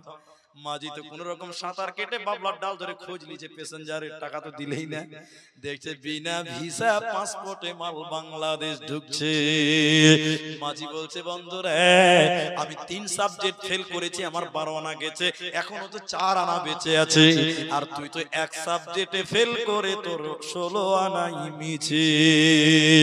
বন্ধুরে আমার, দুনিয়াতে ইংরেজি জানো, বাংলা জানো, আর্টস জানো, কমার্স জানো, সায়েন্স জানো, দরকার আছে, দরকার আছে, ঠিক আছে, কিন্তু যদি না কোরআন জানো, কিয়ামতের দিন আজরাইল বলবে, ফেরেশতা বলবে কোরআন জানো বাবু, সেদিন 1 সাবজেক্টে তোমার 16 আনাই মিছে, জাহান্নামী হবে। এজন্য ওরাতিলিল কোরআন, আর তোমরা তেলাওয়াত করো কোরআন, সুন্দর করে সুর করে তেলাওয়াত করো কোরআন। এই কোরআন কিয়ামতের দিন তোমার জন্য সুপারিশ করবে, আর নবীজি তোমার পক্ষে থাকবে, তোমার কোনো চিন্তা রবে না, রবে না, রবে না। এইদিকে দেখেন, সবচেয়ে খারাপ লাগে এই জায়গাটাতে। এখন অনেক মানুষ, মানে বেশিরভাগ মানুষ কোরআন তো পড়তে পারেই না, উল্টা কোরআন ওয়ালা মুলবি দেখলে কিছু মানুষের জ্বালা পোড়া শুরু হয়ে যায়, আছে না নাই ভাই? কিন্তু সবচেয়ে ভালো কে এই কথা বলেছেন? আল্লাহ। কে বলেছেন? সবচেয়ে ভালো কে বলেছেন? মুহাম্মাদুর রাসূলুল্লাহ। তা আল্লাহটা পরে বলছি, ওটা থাকলো, নবীটা বলি। পৃথিবীতে সবচেয়ে ভালো কে, সবচেয়ে দামি কে? নবী খায়র শব্দ ব্যবহার করেছেন। নবী বললেন খায়রুকুম মান তাআল্লামাল কোরআনা ওয়া আল্লামাহু। ওরা বাপ বেটা ইমানদার। নবী বলেন সবচেয়ে ভালো কে, সবচেয়ে ভালো মানুষকে? নবীজি বললেন যে কোরআন শুনে এবং শিক্ষা দেয়, কোরআন শিখে এবং শিক্ষা দেয়, এই লোকটা আমার নবীর নজরে সবচেয়ে ভালো। বলুন সুবহানাল্লাহ। কিন্তু এখানে আমার ভাই আব্দুর রশিদ ভাই আছেন, আপনাদেরকে সাক্ষী রেখে বলছি, এখন কিছু কিছু লোক কোরআন আল্লাহকে দেখলেই ওর মাথা খারাপ হয়ে যায়, আছে না নাই? আছে না নাই? বলে এটা মৌলভী সাহেবদের, আর সব দোষ ইমামের। সব দোষ কার? আপনার দিকে নাই? একটা লোক তারাবি পড়ে না, কি পড়ে না? তারাবি পড়ে না। তো সর্দার বলছে, তারাবি পড়লি কেন? তো বাইরে দাঁড়িয়েছি, তারাবি পড়লি না আজকে? বলছে পড়বো কেন, যা গন্ডগোল ওই লিগে তারাবি পড়ি না। কেমন ধরে গন্ডগোল? কোনটা মানবো? উত্তর পাড়ার মৌলভী বলছে 8 রাকাত পড়লেই চলবে, আর আমারকে মৌলভী বলছে 20 রাকাত। ওই মৌলভীদের ঝামেলাতে আমি নাই। সব দোষ কার? ইমামের। সব দোষ কার? সারা কথা বলে না। মৌলভী সাহেব রাস্তাটা হাঁটছে, এদিকে দেখে, মৌলভী সাহেব রাস্তাটা হাঁটছে, একটু জোরে হাঁটছে, জোরে জোরে। তখন কিছু কিছু লোক চুলকানি শুরু হয়ে গেছে মৌলভী দেখে, বলছে ও মৌলভী সাহেব দাওয়াত টাওয়াত আছে নাকি জি, এত জোরে হাঁটছো? মৌলভী জোরে হাঁটলে বলছে দাওয়াত আছে, মুশকিল ব্যাপার। মৌলভী বলছে যাক তাহলে আজ থেকে আর জোরে হাঁটবো না, আস্তে আস্তে হাঁটবো। পরের দিন এবার আস্তে আস্তে হাঁটছে, তখন আরেকটা লোক ঘোচা মেরা বলছে মৌলভী সাহেব পরের বাড়ি বেশি খেয়ে এলেছো নাকি, হাঁটতেই যে পারো না। এখন মৌলভী যাবে কোথায় বলো? জোরেও হাঁটতে পারে না, আস্তেও হাঁটতে পারে না, তো যাবে কোথায় বলো? এখন সব দোষ মৌলভীর, সব দোষ কার? সবাই বলে। কিন্তু বিশ্ব নবী বললেন সবচেয়ে ভালো তারা ওই ব্যক্তি যে কোরআন আল্লাহর কালাম শিখলো ওয়া আল্লামাহু, এবং অপরকে শিক্ষা দিল। বলবেন না সুবহানাল্লাহ? আপনাদের দিকে মৌলভী সাহেব, ইমাম সাহেবদের বেতন কয় টাকা করে বলেন? 4000?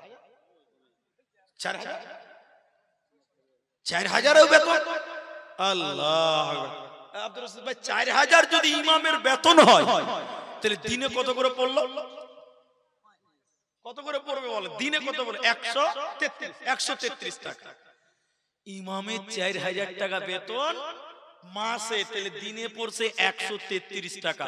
তাহলে বলুন পৃথিবীতে 133 টাকাতে 24 ঘন্টা ডিউটি করে দেখেছেন? এটা 8 ঘন্টা নয়, 12 ঘন্টা নয়, 24 ঘন্টা ইমামের ডিউটি করতে হয়। ঠিক কিনা জোরে বলেন? তোমার বাপ মারা গেছে কলকাতাতে, রাত সন্ধ্যা 6টার সময় মসজিদে মৌলভীকে বলছে বলো, মৌলভী বলছে যে উমুকের বাপ মারা গেছে, লাশ আসছে কলকাতাতে। সারা রাত মৌলভী ঘুমাতে পারবে না, খালি তাসবিহ গুনবে, কখন লাশ আসবে ফের আবার বলতে হবে। তোমার বেটি পালিয়ে গেছে রাত 3টার সময়, গোটা পৃথিবী ঘুমিয়ে আছে, তখন আপনি ইমামকে বলছেন এই ইমাম সাহেব আমার বেটির বিয়েটা তুমি পড়িয়ে দাও। বলুন এই চাকরিটা সহজ না কঠিন? সারা পৃথিবী ঘুমিয়ে আছে, আরে তোমার বাপ মরেছে রাত 12টার সময়। 12টার সময় ইমাম মসজিদের মাইকে বলছে অমুকের বাপটা মারা গেছে, তার জানাজা আগামী কাল 9টার সময় হবে, ওকে রাত 12টার সময় ডিউটি পালন করতে হয়, বেতন দিচ্ছে মাত্র 100। বলেন কোরআন আলাদের সম্মান আছে? 24টা ঘন্টা। আবার কিছু লোক এগুলো বলার দরকার নাই, প্রসঙ্গ নিয়ে এলো বললাম, 5 ওয়াক্ত নামাজ পড়ে না, শুধু শুক্রবার নামাজ পড়ে, এরকম আছে না নাই? মসজিদ কমিটিতে এরকম লোক নাই, শুধু শুক্রবার দিন, জুমার দিন মসজিদে যে পেশাবখানা দিয়ে যে খালি বাড়াবে আছে। মুলি সাহেব ভয় থরথর করে কাঁপছে, এত রেগেছে কেন? মাল তো কোনোদিন আসে না, শুক্রবার দিনই আসে। তো এইবার ওই লোকটা বলছে পেশাবখানাতে গন্ধ কেন? আচ্ছা আপনারা বলেন তো, পেশাবখানাতে গন্ধ বাড়াবে না তো আতরের সেন বাড়াবে? খালি মিজাজ দিচ্ছে, মিজাজ। অথচ নবী বললেন সবচেয়ে ভালো তারা যে কোরআন শিখলো এবং শিক্ষা দিল। তাহলে এই মসজিদের ইমাম আপনার বাচ্চাটাকে মক্তবে কোরআন শিক্ষা দেয়, কি বলছেন? দেয় না ভাই? আপনাদেরকে দেয় না মক্তব? নাই? আপনার গ্রামের ইমাম প্রতিদিন বিকাল বেলা আপনার ছেলে মেয়েকে ডেকে ডেকে পড়ায়, 24 ঘন্টা ডিউটি করে বেতন দিচ্ছেন মাত্র 133 টাকা। আল্লাহর কাছে জবাব দিতে পারবেন না। সবচেয়ে ভালো কি? শুধু তাই নয়, এই কোরআন আলাদের সম্মানটা এবার শুনেলেন। অনেক কথা বললাম, কোরআন আলাদের সম্মান কি? যে দিন শিক্ষার জন্য আল্লাহ রাসূল বললেন যে দিন শিক্ষার জন্য, ইলম অর্জনের জন্য বাড়ি থেকে বের হয়ে যায়, নবী বলেন আল্লাহ তার জান্নাতের রাস্তা সহজ করে দেয়। বলুন সুবহানাল্লাহ। যে কোরআন শিখলো, দিন শিক্ষার জন্য বেরিয়ে গেল, আল্লাহ তার জন্য জান্নাতের পথ আসান করে দিবেন। শুধু তাই নয়, কিয়ামতের দিন এই কোরআন ওয়ালাদের, এই কোরআনের হাফেজদের, যারা কোরআন শিখেছিল, এদেরকে বলা হবে তোমরা কোরআন তেলাওয়াত করতে করতে জান্নাতের দিকে যাও। একটা সিঁড়ি থাকবে, একটা সিঁড়ি থাকবে কিয়ামতের দিন। এই সিঁড়ি দিয়ে তোমরা কোরআন পড়বে, আর কোরআন পড়বে সিঁড়ি দিয়ে দিবে আগাবে। ওইখানে তুমি থামবে যেখানে তুমি কোরআন ভুলে গেছিলে। এবার যারা কোরআন পড়নে वाला ছিল, কোরআনের হাফেজ ছিল, ওরা কোরআন তেলাওয়াত করতে করতে করতে করতে জান্নাতে চলে যাবে। আর যে কোরআন ভুলেছিল, কোরআন মুখস্থ করে ভুলে গেছিল, অর্ধেক সিঁড়িতে গিয়ে ধারাত করে জাহান্নামে পড়ে যাবে। এর বাঁচার উপায় রবে না। আল্লাহ তাবারাক ওয়া তাআলা বলেন আকিমুস সালাতা লিদুলুকিস শামসি ইলা ওয়াসাতিল লাইল ওয়া কুরআনাল ফাজর ইন্না কুরআনাল ফাজরি কানাত মাশহুদা। আল্লাহ বলেন শুনে নাও হে মহিপালের ভাইয়েরা বোনেরা, পাঁচ ওয়াক্তের তোমরা নামাজ কায়েম করো, আর সকাল সন্ধ্যা তেলাওয়াত করো তোমরা কোরআন। কিয়ামতের দিন তোমাদের জন্য কানাত মাশহুদা, এই কোরআন আল্লাহর কাছে সাক্ষী দিবে। ওতে তোমার কোনো চিন্তা রবে না, রবে না, রবে না। এরই নাম কোরআন। যারা কোরআন পড়তে পারেন না, এবার তাদেরকে বলছি, এবার পড়তে পারেন না যারা, তাদের উপকার হবে ইনশাআল্লাহ। এটা ভয়ের কথা নয়, নবীজি সহজ করে বলছি। অনেক কথা বললাম, সহজ করে এবার বলছি। যারা জানেন না কোরআন পড়তে, তিনটি কথা বলে নেই, তারপরে বলছে হাদিসটা। এক, কোরআন পড়লে কি হবে বলেন? নেকি হবে। বলুন কি হবে? কোরআন শুনলেও নেকি হবে। কোরআনের পেছনে সময় দিলে নেকি হবে। কোরআনের পেছনে টাকা দিলেও নেকি হবে। এবার বলছি, যারা কোরআন পড়তে পারেন না, কোরআন জানেন না, মোটামুটিও জানেন না, একদম জিরো জিরো জিরো, ফাতিহার কুল হুয়াল্লাহ পারেন, ইন্না তাইনা, আর কিছু জানেন না যারা, নবী বলেন কেউ যদি দিনে 3 বার সূরা ইখলাস, কুল হুয়াল্লাহু আহাদ আল্লাহুস সামাদ লাম ইয়ালিদ ওয়া লাম ইউলাদ ওয়া লাম ইয়াকুল লাহু কুফুয়ান আহাদ, কেউ যদি 3 বার এই সূরা পাঠ করে, সূরা ইখলাস, নবী বলেন পুরো কোরআন খতম করলে যে নেকি হবে, ওই নেকি ওই লোকের আমলনামায় আমি আল্লাহ দেব। বলুন সুবহানাল্লাহ। তাহলে কবার পড়বেন? 3 বার পড়বেন। 3 বার কমসে কম পড়বেন। আর যদি নামাজি হয়ে থাকেন তাহলে তো 8-10টা সূরা তো কমসে কম জানেন। এবার আরেকটা কথা বলি, নামাজ পড়ছেন, কোরআন শুদ্ধ হচ্ছে না, আমাদের চেয়েও খারাপ, আমরা তো এমনি ভালো পারি না, হাফেজ নই। এবার আপনাদেরকে বলি, কোরআন যদি শিখার চেষ্টা করেন, চেষ্টা করছেন, চেষ্টা করছেন, চেষ্টা চালাচ্ছেন, হচ্ছে না, হাদিসের ভিতরে আছে এই লোক চেষ্টা করার কারণে একে ডবল নেকি দেওয়া হবে। সুবহানাল্লাহ। এই জন্য চেষ্টাই চলুন অবিরাম, চলুন, ডবল নেকি আল্লাহ আপনাকে দিবে। আমি জানি যে নেকি পাবো, আপনি চেষ্টা করার কারণে আমার চাইতে বেশি নেকি আল্লাহ আপনার আমলনামায় দিবে। বলেন সুবহানাল্লাহ। এবার শেষের কথা বলি, কোরআনের জন্য আপনি আমি কি করতে পারি? কোরআনের জন্য আপনি আমি আমরা কি করতে পারি? আর সাহাবীরা কি করেছেন, এই ইতিহাসটা শুধু এখন তুলবো। আপনাদের কাছে একটু দোয়ার দিকে যাব, একটু অ্যাটেনশন হন। পেছনে যারা আছেন ভালো লাগবে এই ইতিহাসটা শুনেন। আল্লাহ রাসূল যখন ঈমানের কথা বললেন, ইসলামের কথা বললেন, ঈমান, ইসলাম, ইয়াকিন, দ্বীনের কথা বললেন, তখন মক্কাতে একটা ছেলে, তার খুব ভালো লাগলো, খুব ভালো লাগলো নবীর কথাগুলো, কিন্তু তার বাপ নাই, সাহস পাচ্ছে না যে ইসলাম কবুল করি, শক্তিতে নেই, সাহস পাচ্ছে না যে আমি কি করে ইসলাম কবুল করি। কেন? সে লালিত পালিত হয়েছিল তার চাচার কাছে, চাচার কাছে। ছেলেটার নাম আব্দুল উজ্জা।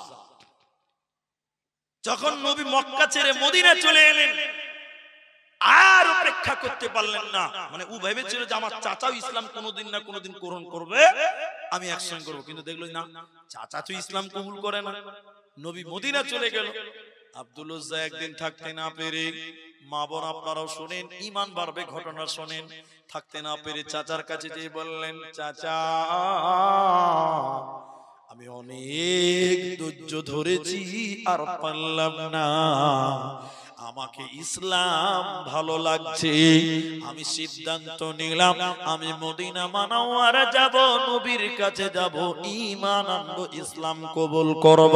চাচা আপনাকে এই কথাটা আমি জানাবার জন্য এলাম। আব্দুল উজ্জা গরিব ছিল না, তার চাচার মালে সেও বড় লোক ছিল, কিন্তু সে নিজে এমনিতে গরিব। তার বাপ যেহেতু নাই, চাচা ছিল বড় লোক, বাদশা ছিল। এবার আব্দুল উজ্জা চাচা থাকতে না পেরে বলল, ও বেটা আব্দুল উজ্জা, যদি তোমার সিদ্ধান্ত এটাই বহল থাকে যে তুমি মদিনা যাবে, নবীজির কাছে ইসলাম কবুল করবে, মুসলমান হবে, তাহলে আমি চাচার কথা শুনে নাও, আমি তোমাকে যা কিছু দিয়েছি তুমি আমাকে সব কিছু ফেরত দিয়ে দাও, তোমাকে এমনিতে খালি হাতে যেতে হবে, আমার মাল সম্পদ কিচ্ছু নিয়ে যেতে দেব না। এদিকে আব্দুল উজ্জা হাতের আংটি খুলে দিল, তখন তো মুসলমান নয়, গলার সোনার চেন ছিল খুলে দিয়ে দিল, শরীরে যা কিছু ছিল খুলে দিল।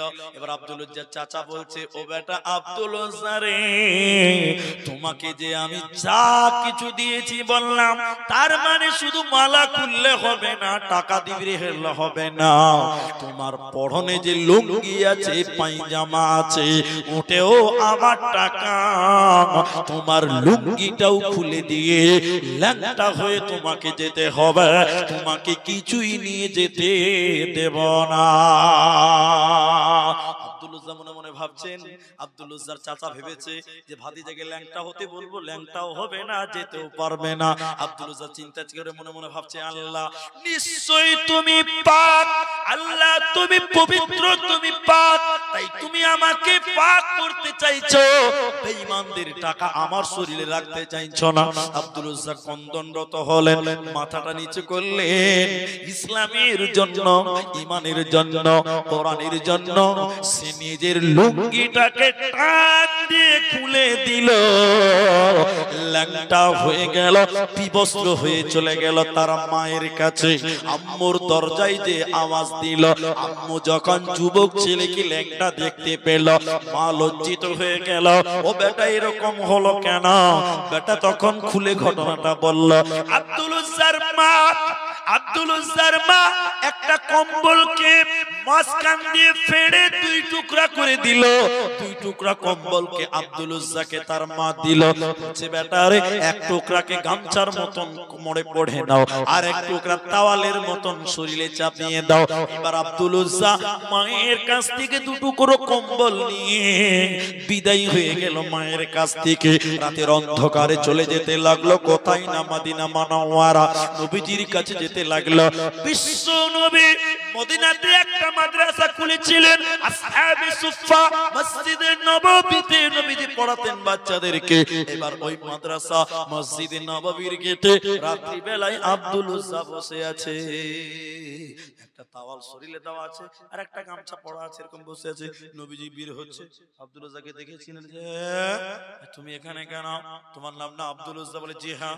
এবার আব্দুল উজ্জা কাঁদতে কাঁদতে বললেন, হুজুর আমি যখন ইসলামের কথা আমার চাচাকে জানালাম, ও আমার সব কিছু ফেরত নিয়ে নিয়েছে, আমি এসেছি বলে আমার কাছ থেকে লুঙ্গি পর্যন্ত, পায়জামা পর্যন্ত খুলে ল্যাংটা করে দিয়েছিল, আমার মা আমাকে দুটুকরো কম্বল দিয়েছে।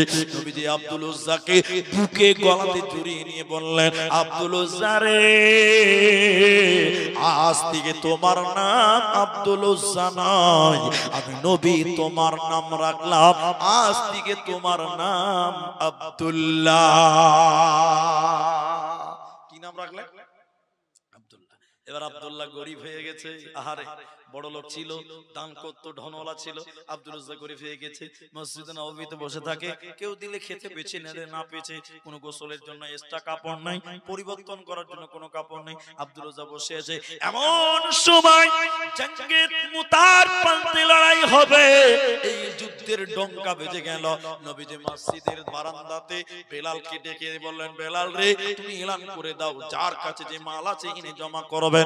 মা আমার শুনেন, বোন আমার শুনেন, ভাই আমার শুনেন, আল্লাহর নবী এলান করলেন, ও মদিনার লোকেরা, কোরআনকে বাঁচাবার জন্য যুদ্ধে যেতে হবে, জিহাদের ময়দানে যেতে হবে। তোমাদের যার যা মাল সামান আছে, সম্পদ টাকা আছে, এনে মসজিদে নববীতে জমা করে দাও। গোটা মদিনার আশপাশে, মসজিদের আশেপাশে যতদূর মানুষ শুনতে পেল, সবাই এসে দান করতে লাগলো। হযরত ওমর দিলেন, ওসমান দিলেন, আলী দিলেন। কতটা দিলেন একটু পরে বলছি, একটু পরে বলছি। সবাই যখন দান করছে, আব্দুল উজ্জা, এই যে আব্দুল উজ্জা, ও মসজিদের বসে আছে, ও দান করতে পারছে না, বড় লোক ছিল, দান করে অভ্যাস। এখন সবাই দিতে দিতে বেঁচে না, ওর মন মানে না, একবার উঠছে একবার বসে পাইচারা করে বেড়াচ্ছে, কিন্তু কি দিবে কিছুই তো নাই। থাকতে না পেরে আব্দুল উজ্জা, আব্দুল্লাহ বিশ্ব নবীর কাছে এসে দাঁড়িয়েছে। আল্লাহ নবী এরকম মাথা ছেড়ে বলছে, এই আব্দুল্লাহ, তুমি এসেছো কেন? এর মানে জানেন? এর মানে হলো, এই এখানে তো টাকা নেওয়া হচ্ছে, তো তুমি কেন লাইনে দাঁড়িয়েছো? তোমার তো কোনো টাকা নাই। আব্দুল উজ্জা মন খারাপ করে বলতে লাগলো, আল্লাহর নবী, সব সাহাবীরা দান করছে, কিন্তু আমার মন মানছে না যে আমি কিছু দান করি। কিন্তু দেব তো দেব কি? যদি পায়জামা, আপনি যদি এই গামছাটা খুলে দেই, তো শরীরের পাছাটা উদম হয়ে যাবে, আমি শরীরের তাওয়ালটা দিয়ে দিলে শরীরটা খালি হয়ে যাবে, কোনটা দেব কোনটা রাখবো? কিন্তু বিশ্ব নবী, আমার মন মানছে না, আমি যেন কি দিতে চাই, আমি যেন কি দিব খুঁজে পাচ্ছি না। অনেকক্ষণ চিন্তা ভাবনা করে দেখলাম, ইসলামকে বাঁচাবার জন্য, দ্বীনকে বাঁচাবার জন্য এখনো আমার কাছে একটা সম্পদ আছে রে, ওইটা দিয়ে আমি কোরআনকে বাঁচাতে চাই। আল্লাহর নবী বললেন, কি আছে রে? এদিকে দেখেন, আল্লাহর নবী বললেন, কি আছে রে? শোনো। এবার আব্দুল্লাহ কাঁদতে কাঁদতে বলেন, হুজুর, আমি এখনো বেঁচে আছি, আমি এখনো জীবিত আছি, আমার জান কারা তো বেঁচে আছে। জিহাদের জন্য এক নাম্বার আমার নামটা লিখে নেন, আমি বেঈমানদের মাঝে নিজের জীবনটা বিলিয়ে দিয়ে কোরআনের পতাকাকে আমি উত্তোলন করব। নবী জিহাদের জন্য আপনি আমার নাম এক নাম্বার লিখেলেন, আমি কোরআনের জন্য জীবনটা বিলিয়ে দিব। বলুন সুবহানাল্লাহ। নবীজি তার নাম লিখলেন। যুদ্ধে, এই যুদ্ধের কমান্ডার নবী মুহাম্মদুর রাসূলুল্লাহ। সবাই যুদ্ধে যাচ্ছে, আল্লাহ রাসূল দাঁড়িয়ে দেখছে। এবং রাসূলের একটা অভ্যাস ছিল, যদি কোনো যুদ্ধে না যেতে পারতেন, তিনি হুজরাত থেকে যখন দাঁড়াতেন, সাহাবীরা যতদূর জিহাদে যেত, চোখের পাওয়ার যতক্ষণ ধরতো, ততক্ষণ নবী দাঁড়িয়ে দাঁড়িয়ে দেখতেন। এদিকে দেখেন, আল্লাহ রাসূল সবাইকে পাঠাচ্ছেন, দোয়া করছেন, যাও জিহাদের দিকে আগিয়ে যাও, আগিয়ে দিচ্ছে সবাইকে। নবীজি দায়িত্ব নিয়েছিলেন নাম টাম লেখাবার জন্য। এবার আব্দুল্লাহর যখন এলো, আল্লাহ রাসূল আব্দুল্লাহর শরীরে হাত দিয়ে দোয়া করছেন। কি দোয়া? আল্লাহ, আমি আব্দুল্লাহ শরীরের রক্তকে বেঈমানদের জন্য হারাম করে দিলাম। আব্দুল্লাহর মনটা খারাপ হবে না? আব্দুল্লাহ মন খারাপ করে বলছে, হুজুর, উল্টা দোয়া হয়ে গেল যে, আমি তো ইসলামের জন্য, কোরআনের জন্য জীবন দিতে চাই, আর আপনি আমার রক্ত বেঈমানদের জন্য হারাম দোয়া করলেন কেন? নবী, আমি কি শহীদ হব না? নবীজি বলেন, আব্দুল্লাহ রে, ওরে আব্দুল উজ্জা, তুমি শুনে নাও, ইসলামের জন্য তুমি যে ত্যাগ স্বীকার করেছো, তুমি যদি বাড়িতে জ্বরেও মারা যাও, আল্লাহ তোমাকে শহীদের মর্যাদা দিবে। সকলে বলুন সুবহানাল্লাহ। যুদ্ধের অনেক লম্বা ইতিহাস বলছি না, যুদ্ধে কিন্তু আব্দুল্লাহকে কেউ মারতে পারে, কারণ রাসূলের দোয়া কবুল হবে কি হবে না? হঠাৎ করে আব্দুল্লাহর জ্বর হয়ে গেল, তার মানে দোয়া আরো কবুল হয়ে গেছে। জ্বর, প্রচন্ড জ্বর, রাত্রি বেলায় কালো জ্বর। এই জ্বর সামলাতে না পেরে হযরতে আব্দুল উজ্জা মানে আব্দুল্লাহ এই জ্বর নিয়ে পৃথিবী থেকে বিদায় হয়ে যায়। আল্লাহর নবীর অন্তরটা ভেঙে গেল। ভারাক্রান্ত হৃদয় নিয়ে নবীজি এই আব্দুল্লাহ উরফে আব্দুল উজ্জা ওর জানাজার ইমামতি স্বয়ং বিশ্ব নবী করলেন। আল্লাহর নবী মশাল বুঝেন? মশাল একটা বাঁশ, ওতে এরকম মাথাতে কাপড় লেপটানো আছে, ওই কাপড়ে আগুন ধরিয়ে দিয়েছে। ওই কাপড়টা ধরতে দিয়েছে কাকে? হযরতে বেলালকে। বেলাল রে, তুমি এই আগুনটা জ্বালাও এবং আলোটা দেখাবে, সাহাবীরা আব্দুল উজ্জার কবরে মাটি দিবে। হযরতে বেলাল আগুন দেখাচ্ছেন, আলা দেখাচ্ছেন। সবাই যখন আব্দুল্লাহর কবরে যাচ্ছিল, ওই কবরের ভিতর থেকে আওয়াজ বের হচ্ছে, ও সাহাবীরা, তোমরা তোমাদের ভাই আব্দুল্লাহকে কষ্ট দিয়ে কবরে নিয়ে আসিও না, আদর করে আস্তে আস্তে নিয়ে এসো। আব্দুল্লাহ ইবনে মাসউদ এবং হযরতে বেলাল এরা বলছে গলার আওয়াজটা চিনা চিনা লাগছে, যেন কার গলা কার গলা কার গলা। হযরতে আব্দুল্লাহ ইবনে মাসউদ এবং বেলাল তাড়াতাড়ি সামনে গেলেন, কবরের সামনে গিয়ে দেখলেন এই কবরে লাশ ধরবে কে? এই কবরে লাশ ধরার জন্য কবরে নেমেছে কে? কবরে লাশটা রিসিভ করবে কে? তিনি হলেন নবী মুহাম্মদুর রাসূলুল্লাহ সাল্লাল্লাহু আলাইহি ওয়াসাল্লাম। হযরতে আব্দুল উজ্জার ব্যাপারে নবীজি বলছেন, তোমরা তাকে আস্তে আস্তে নিয়ে এসো, কষ্ট দিয়ে নিয়ে আসিও না। আব্দুল্লাহকে কবরে নামানো হলো। নবীজি নিজে কবরে নেমেছিলেন, দাফন কাফন কমপ্লিট হলো। নবীজি এবার আল্লাহকে বলছেন, আল্লাহ আজ সন্ধ্যা পর্যন্ত আমি আব্দুল্লাহর প্রতি রাজি ছিলাম, আল্লাহ তুমি তার প্রতি রাজি হয়ে যাও। হযরতে আব্দুল্লাহ ইবনে মাসউদ এবং বেলাল চিৎকার করে বলেছিলেন, এরে আব্দুল উজ্জা, এরে আব্দুল্লাহ, তোর কপাল কত ভালো রে, তোর জন্য স্বয়ং বিশ্ব নবী তোর জন্য সাক্ষী দিয়েছে রে। কবরে যদি আমি থাকতাম তাহলে আমার কপাল কত না ভালো হতো। হযরতে আব্দুল্লাহ, হযরতে আব্দুল উজ্জা নিজের জীবনকে বিলিয়ে দেওয়ার জন্য, কোরআনকে বাঁচাবার জন্য, ইসলামকে রক্ষার জন্য, কোরআনকে রক্ষার জন্য এই জীবনটা বিলিয়ে দিবে। এক নাম্বার তিন নাম লিখিয়েছে। আল্লাহ তাবারাক ওয়া তাআলা বলেন, ওয়াল হাফিযুনা লিহুদুদিল্লাহি ওয়াবাশশিরিল মুমিনিন, যারা কোরআনকে রক্ষা করে, মানে হুদুদকে রক্ষা করে। হুদুদ মানে কানুন, মানে হলো আইন। ইসলামকে রক্ষা করে, ইসলামের আইনকে যারা রক্ষা করে, আল্লাহ বলেন এদেরকে আমি কিয়ামতের দিন জান্নাতি দিব, জান্নাতে যাবে, এদের কোনো চিন্তা রবে না, রবে না, রবে না। নারায়ে তাকবীর। কটা বাজে? 34-33 বাজে। যেটি মানুষ আছেন ভাই, 12টা অবধি আমরা বসবো, বলুন ইনশাআল্লাহ। আরে এদিকে লোক ইনশাআল্লাহ বলে না, এবার বলুন ইনশাআল্লাহ। খালি পঞ্চায়েতের ভোট আসতে দেন, গলার পাওয়ার দেবেন, তখন মাইক ফেল, মাইক দরকার হবে। আর এখন বলছি নারায়ে তাকবীর, আল্লাহু আকবার, গলাতে উঠছেন। এবার মহব্বতে বলেন লিল্লাহি তাকবীর। পেছনে লোক বলুন লিল্লাহি তাকবীর। মাশাআল্লাহ। শুনেন, এখন যে কথাগুলো বলবো খুব ইম্পর্টেন্ট কথা। এটা মসজিদের উন্নয়নার্থে জালসা, এটা আপনারা সবাই জানেন, জেনে শুনে এসেছেন। এই জন্য আমি আগেই বেড়া দিয়ে বলছি, আধা ঘন্টা টাইম আমি দান চাইনি তো, আমি আধা ঘন্টা মানে 12টা পর্যন্ত বসতে বলেছি। আমরা নারী পুরুষ একসঙ্গে উঠবো, দোয়া পড়ে উঠবো, বলুন ইনশাআল্লাহ। পেছনের লোক বলুন একবার ইনশাআল্লাহ। এদিকের লোকের ইনশাআল্লাহতে জোর কম আছে। এটা হাদিস বলি, 2 মিনিটও লাগবে না, এটা আমার বক্তব্যের বাইরে। হযরতে সুলাইমান আলাইহিস সালাম ইনি একদিন বললেন যে আমি 100টা বিবির সঙ্গে মিলন করব, সহবাস করব। বিবি কটা বলুন না? 100টা বিবির সঙ্গে মিলন করে 100টা পুত্র সন্তান জন্ম দিব, প্রত্যেককেই ঘোড়াতে চাপিয়ে জিহাদে পাঠাবো, বলুন সুবহানাল্লাহ। তো নবী সুলাইমান এত বড় কথা বললেন, 100 জন বিবির কাছে গেল রাত্রিবেলা, সন্তান হলো মাত্র একটা। কটা? হাদিসে এসে বিকলাঙ্গ, অসুস্থ, প্যারালাইসিস, আর কিছু, একটা সন্তান। কটা হলো? বলেছিল কটার কথা? আমাদের নবী বলছেন, আরে এই যে নবী গো, তাও কেন একটা হলো? নবী, আমাদের নবী বলছেন সুলাইমান নবী হলে কি হবে?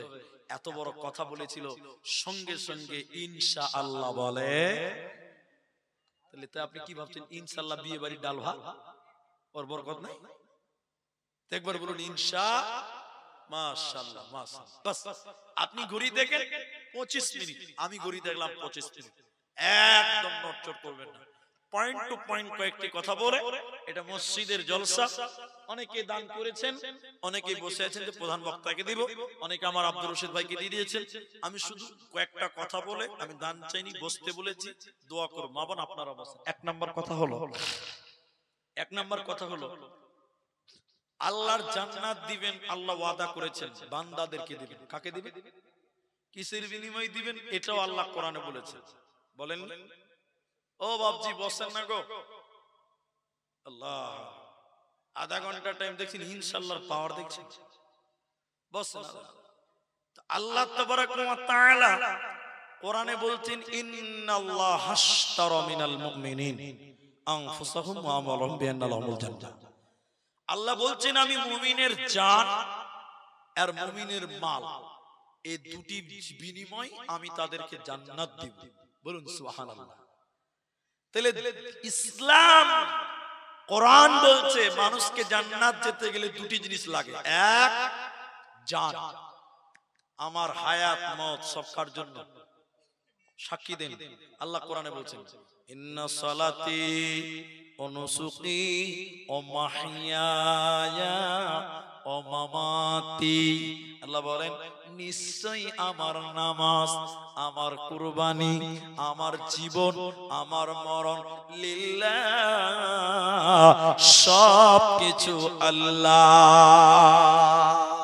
তাহলে সবকিছুর মালিক কে? আল্লাহ। আপনার জানটা ইসলামের জন্য যদি প্রয়োজন হয় দিতে হবে, হবে কি হবে না? যেমন আব্দুল্লাহ, অনেক সাহাবীর ইতিহাস আছে, ইসলামের জন্য তারা জান দিয়েছে। এখন 2025 সাল, আমরা ভারতবর্ষে বাস করি। এখন ইসলামের জন্য জানের প্রয়োজন, বলুন জানের প্রয়োজন নেই। এখন প্রয়োজন মালের, মালের, মালের। এখন মাল দিবেন, আল্লাহ আপনাকে জান্নাত দিবেন। বলুন সুবহানাল্লাহ। কেন দিবেন? এদিকে দেখেন, কেন দিবেন এটা বলে দিচ্ছি। আপনাদের ভিতরে অনেক মানুষের মা বেঁচে আছে না নাই? কার কার মা নাই হাত তোলেন দিকে, একটু দেখে লিখ কার কার মা নাই। আপনাদের দিকে মেয়েরা মরে না নাকি? জি ভাই, হাত তুলতে যে পারে না। যাক, আল্লাহ দীর্ঘ আয়ু দান করুক আপনাদের মা বোনদেরকে, আমাদের মা বোনদেরকে দোয়া করি। অনেক মানুষের বাবা নাই, বাবা নাই, কার হাত তোলেন দেখি। বাপ নাই যাদের, দেখি পুরুষ মানুষ বেশি মরছে নাকি? রশিদ ভাই, পুরুষ মানুষই বেশি মরছে, তো ওই দিকটা যাবো না। আপনার মা বাপ যারা মরে গেছে, ওরা কবরে দেওয়ার পর পৃথিবীর দিকে তাকিয়ে থাকে, মানে ছেলে মেয়ের দিকে তাকায়, অপেক্ষা করে। কিসের জন্য করে? দুইটি কারণে। সবাই বলুন কটি কারণে? এক, আমার ছেলে মেয়েরা আমার জন্য দোয়া করবে। কি করবে বলুন সবাই? তাহলে মা বাপের জন্য দোয়া করতে হবে। হাদিস এসেছে, তিনজনের দোয়া ফেরত পাঠানো হয় না, কবুল হয়। এক, তার মধ্যে আওয়ালাদুন সালেহ, নেক সন্তান যদি দোয়া করে। এদিকে এদিকে আপনি দোয়া করবেন, আল্লাহ আমার মা দুধ পান করিয়েছে আমাকে, আল্লাহ আমার মা মূর্খ মানুষ ছিলেন, দিন বুঝতো না, ইসলাম বুঝতো না, আল্লাহ আমার মায়ের জীবনের গুনাহ মাফ করে দাও। ছেলেদের দোয়া মায়ের জন্য করলে, বাপের জন্য করলে, এই দোয়া আল্লাহ কবুল করে। বলুন সুবহানাল্লাহ। এই জন্য সবাই আমরা মা বাপের জন্য দোয়া করব। বলুন না ইনশাআল্লাহ? করবেন তো ইনশাআল্লাহ? দুই, কবর থেকে তারা তাকিয়ে থাকে। দ্বিতীয় নম্বর কারণ, আমার ছেলে মেয়েরা আমাদের জন্য কিছু দান করবে, সাদকা করবে। কেন? নবী বললেন, কেউ যদি মৃত ব্যক্তির জন্য দান করে, আল্লাহ তার সঙ্গে সঙ্গে কবরের শাস্তিকে বন্ধ করে দেয়। বলুন সুবহানাল্লাহ। আপনি মৃত্যু মানুষ, আপনার বাপ মা, দাদু দাদি, নানা নানি, ওদের জন্য আপনি দান করুন, সঙ্গে সঙ্গে কবরের যা বিপদ আল্লাহ দূর করবেন। কেন? নবী বললেন আগুনে পানি ঢেলে দিলে যেমন আগুন নিভে যায়, মৃত্যু ব্যক্তির জন্য দান করলে আল্লাহ মৃত্যু ব্যক্তির কবরের বিপদকে নিভিয়ে দেয়। বলুন সুবহানাল্লাহ।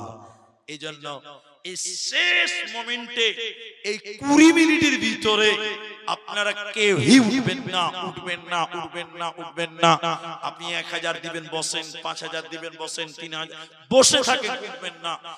একজন শুধু বলবেন, একটা লোক শুধু বলবেন, একজন মানুষ, আমি প্রথম একজন মানুষ, দ্বিতীয় মানুষ নয়, একজন মানুষকে বলবো যে নিজের মায়ের জন্য, বাপের জন্য, জানেন না তারা বিপদে আছে না ভালো আছে কবরে, ওই মা বাপ যারা মারা গেছে তাদের জন্য একজন মানুষ শুধু বলেন যে মৌলভী সাহেব আমি 5000 টাকা দান করব, আপনি আমার মায়ের জন্য, বাপের জন্য দোয়া করুন, আল্লাহ যেন আমার মা বাবা দাদু নানিকে যেন মাফ করে দেয়। এই জন্য একজন মানুষ 5000 টাকা দান করবেন। এরকম একটা হাত কেউ দেখাতে পারবেন? একজন। প্রথম নাম্বার দান, 1 নাম্বার দান, আমি তার সঙ্গে মুসাফা করব এবং তার জন্য প্রথম দোয়া করব, তার মৃত্যু আত্মীয় স্বজনদের জন্য দোয়া করব। 5000 টাকা একজন মানুষ আপনাদের কাছ থেকে চাইছিলাম, একটা যদি হাত তুলতে পারেন, একদম পেছন থেকে সামনে পর্যন্ত, স্টেজ থেকে ডান দিক বাঁ দিক পর্যন্ত একজন মানুষ 5000 টাকা দাতা। আল্লাহর কোন বান্দা হাত তোলেন, এখন পারবেন না কাল দিবেন, কাল না পারলে 7 দিনে দিবেন, 7 দিন না পারলে আপনি সময় নেবেন 15 দিন 1 মাস, যে আমি মসজিদটার জন্য 5000 টাকা দান করব। ভাই 1 নাম্বার, আমি তার মা বাপ আত্মীয় স্বজন যারা মারা গেছে তার জন্য দোয়া করব। ভাই একটা লোক 5000 টাকা, এই মাঠে একজনও কেউ নাই, এই মহিপাল, এই অত্র এলাকার মানুষ, উদার মানুষ, জলসা জুলুসে আসেন আপনারা ভালো, একটা মানুষ 5000 টাকার আবেদন করলাম, মাত্র একজন। আমি বলেছি এখন নাই পরে দেবেন, নামটা শুধু বলবেন, আমি শুধু মুসাফাটা করব এবং আমি তার জন্য প্রথম দোয়াটা করতে পারি। এই রকম একজন উদার মনের মানুষ, আল্লাহর ঘর মসজিদের জন্য 5000 টাকা ভাই চাইলাম, এতগুলো মানুষ একটা হাত তুললেন না। আপনাদের কি অবস্থা খারাপ? আপনার কি বাড়ি ঘর নেই? আপনার বাড়ি কি টাকা পয়সা নেই? না আছে, সব ঠিক আছে, আল্লাহকে দিবেন। আপনি যদি আপনার মা বাপের জন্য দান না করেন, এদিকে দেখেন, আপনার ছেলে মেয়েরাও আপনার জন্য দান করবেন, এটা মনে রাখবেন। একটা ছেলে ওর মাকে, একটা ছেলে ওর বাপকে বলছে, এই আব্বা চলো নিচে খাও, বারান্দায় খেতে বসো, ডাইনিং টেবিলে খাচ্ছ।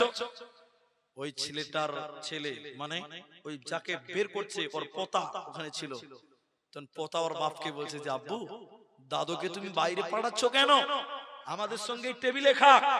তখন ছেলেটার বাপ বলছে ছেলেটাকে যে আরে তোর দাদু বুড়া মানুষ, বুড়া মানুষকে টেবিলে খেতে হয় না, বাড়িতে বসে খেতে হয় না, বারান্দায় খেতে হয়। ছেলে তখন বলছে যে আব্বু তুমি যখন বুড়া হবে তোমাকেও আমি বারান্দাতে পাঠাবো, আর বারান্দাতে খেতে দিব, ঘরে খেতে দিব না। সঙ্গে সঙ্গে ছেলে বাপের হাত ধরে বলছে আব্বু তুমি আমার সঙ্গে ডাইনিং টেবিলে খাবে, তুমি আজ থেকে বাইরে যাবে না, যেইসা করোগি ওইসা মিলেগা। তুমি যদি তোমার বাপ মায়ের জন্য দান না করো, তোমার ছেলে মেয়ে তোমার জন্য দান করবে, এটা মিথ্যা কথা। তুমি যদি তোমার বাপ মায়ের জন্য দান করো, তোমার ছেলে দেখবে যে আমার বাপ আমার দাদুর জন্য দান করেছে, তাহলে আমরা তার ছেলে, আমরা আমার বাপের জন্য দান করব। এই জন্য নিজের বাপ মার জন্য দান করতে অভ্যাসিত করুন, ছেলেরা আপনার জন্য দান করবে। তাহলে এই মাঠে 5000 টাকায় একটা কেউ হলো না গো ভাই, আল্লাহর বান্দা, এতগুলো লোকের ভিতরে বাকিতেও হলো না একটা লোক, অবাক কাণ্ড। তবে আমি দোয়া করার পূর্বে এই কথাটা বলে যাই যে আল্লাহর রাগ মিটাতে গেলে দান করতে হয়। দান আল্লাহর রাগকে, ক্রোধকে মিটিয়ে দিতে পারে। আপনার কোনো বালা বিপদ মুসিবত হওয়ার চান্স আছে, আপনি যে দান করেন আল্লাহ রাগ উঠে যায়, বালাকে দূর করে দেয়া। সাদাকাতু তারাদ্দুল বালা, সাদকা দান মানুষের বালা মুসিবতকে দূর করে দেয়। নারী এবং পুরুষ, একজন কোন মাস্টার, ডাক্তার, ব্যবসায়ী, কৃষক যেই পারেন না কেন 5000 টাকার আবেদন করে যদি সারা না আপনি দিবেন। যাক শেষ বেলায় হলো, কি নাম ভাই আপনার? মুস্তাফিজুর রহমান, মাশাআল্লাহ মাশাআল্লাহ মাশাআল্লাহ, একবার খুশি হয়ে তাকবীর দিচ্ছি, লিল্লাহি তাকবীর। যাক শেষের বেলায় আমার ভাই, আপনার মা বাবা আছে? দুজনেই বেঁচে আছে আলহামদুলিল্লাহ। দেখেন ছেলে দান করছে মা বাপের জন্য। আমি দোয়া করি আমার মুস্তাফিজুর ভাইয়ের মা বাপকে আল্লাহ নেক হায়াত দান করো, তুমি বলুন আল্লাহুম্মা আমিন। আল্লাহ তুমি তিনাকে সহ বাবা মাকে তুমি ঈমান আমালে রাখো, বলুন সবাই আল্লাহুম্মা আমিন। আল্লাহুম্মা সাল্লি আলাইহি আল্লাহুম্মা বারিক আলাইহি জাযাকুমুল্লাহ হাইয়াকাল্লাহ বারাকাল্লাহ। আল্লাহ মুস্তাফিজুর ভাইয়ের কামাই রুজিতে তুমি বরকত দান করো। শেষের বেলায় আরেকবার বলুন আল্লাহুম্মা আমিন। তাহলে মুস্তাফিজুর আমার ভাই তিনি ৫,০০০ টাকা বললেন। আমি আর দ্বিতীয় নম্বর চাইতে পাচ্ছি না, কারণ একজন অনেক কষ্ট করেই দিলেন। তো আমি আপনাদের কাছে বলতে চাই যে ৫ জন মানুষ ৫ জন মিলে ৫,০০০ টাকা দেন, মানে ১,০০০ টাকা করে ৫টা লোক দান করবেন। এরকম যদি কেউ থাকেন যে ১ নাম্বার আমি ১,০০০ টাকা দেব, একটু হাত তুলুন, চট করে বলে যাবে ইনশাআল্লাহ। কি নাম আপনার? মতিবুর রহমান। ১,০০০ টাকা একজন হলো। দ্বিতীয় নম্বর বলুন কে আছেন আল্লাহর বান্দা? ১,০০০ টাকা আল্লাহর বান্দা। এখানে অনেক মানুষ ১,০০০টা টাকা। মতিবুর রহমান ১,০০০ টাকা দিবেন। আর কে দিবেন? জালসা কমিটির সভাপতি হাসেন আলী ১,০০০ টাকা। কোনটা হাসেন আলী? আপনি বয়স্ক মানুষ ১,০০০ টাকা। মাশাআল্লাহ, দুজন হলো। বলুন ৩ নাম্বার ১,০০০ টাকা ৫টা লোক বলবেন আপনারা, বলুন কে আছে? আল্লাহর রাস্তায় ৫টা ১,০০০ টাকা ৫ জন মিলেও পারবেন না গো? দেন আমাকে, দেন আমাকে। আলহামদুলিল্লাহ। এদিকে ভাই ৫০০ কেন? আর ৫০০ দেন, পরে দিবেন। পারবেন না? ঠিক আছে, দেন। বুঝি ঝামেলা নাই তো, বাকিতে দান করা যায় তো, অসুবিধা নাই তো, কোনো অসুবিধা আছে? বলুন ইনি ১,০০০ দেয়নি, আমি ১,০০৫টা চেয়েছি। ৩ নাম্বার বলুন কে আছেন? একটা ১,০০০ টাকা। নবীরা কালিয়ার বেশে কঠিন আরশাদ আলী ৩ নাম্বার ১,০০০ টাকা। মাশাআল্লাহ, নারায়ে তাকবীর। আর মাত্র ২ জন নেব, একটা ১,০০০ টাকা। ১,০০০ টাকা। আর কে আছেন আল্লাহর বান্দা ১,০০০ টাকা দেবেন? পারবেন না? নবীরা কালিয়ার বেশে কঠিন মরুর দেশে মিষ্টরাইতেন বনে জঙ্গলায়, নবীজি কোন সাধনে পাইব তোমায়। আর মাত্র ২টি লোক ১,০০০ টাকা করে। মাশাআল্লাহ, মাশাআল্লাহ। কি নাম বাবু? মাশাআল্লাহ। এদিকে, এদিকে। এটা কি আপনার? আপনার নাতি। টাকাটা কে দিয়েছে? আপনার না? আপনি ৫০০ কেনে দিয়েছেন না? এটা আল্লাহর নিয়ামত, নাতি পেয়েছেন। এদিকে শুনেন, এদিকে। ব্রেক কাজ করে না নাকি? হামসাবা করেন। আর ৫০০ টাকা পরে দিবেন, ১,০০০ টাকা করে দেন, আল্লাহ দিবেন ইনশাআল্লাহ। গেলেন? আলহামদুলিল্লাহ। কি নাম আপনার? আবুল কালাম। ৫০০ লিখে দেন। কোনটা রসুল আল্লাহ? ৬ রিকাত নামাজ নাই, বেতের নামাজ ৭ রিকাত তো পড়া যায়। ৬ রিকাত নামাজ আছে, কিন্তু বেতের নামাজ ৭ রাকাত। ৭ করবে। ছেলে মেয়ে কটা? মাশাআল্লাহ। বাবা মা আছে? বেঁচে আছে? আল্লাহুম্মা আমিন। আমার ভাই কি নাম যেন বললেন? রাইসুল আলম। ৭,০০০ টাকা। ৩,০০০ নগদ আর ৪,০০০ বাকি। আল্লাহ তুমি তার ছেলে মেয়েদেরকে সুশিক্ষায় শিক্ষিত করো, বলুন আল্লাহুম্মা আমিন। বলুন আল্লাহুম্মা আমিন। আল্লাহ মা বাপকে ঈমান আমলে রাখো, বলুন আল্লাহুম্মা আমিন। মা দিয়েছে বাবার জন্য, আব্বা আছে? আচ্ছা, মানে স্ত্রী দিয়েছে স্বামীর জন্য ১,০০০ টাকা। একটু দাঁড়ান, আমি দোয়া করি। আল্লাহ তুমি তার স্বামীরকে জন্য দিয়েছে, আল্লাহ স্বামীর জীবনের গুনাহ মাফ করো, বলুন আল্লাহুম্মা আমিন। আল্লাহুম্মা মাগফির লাহু ওয়ারহামহু, বলুন আল্লাহুম্মা আমিন।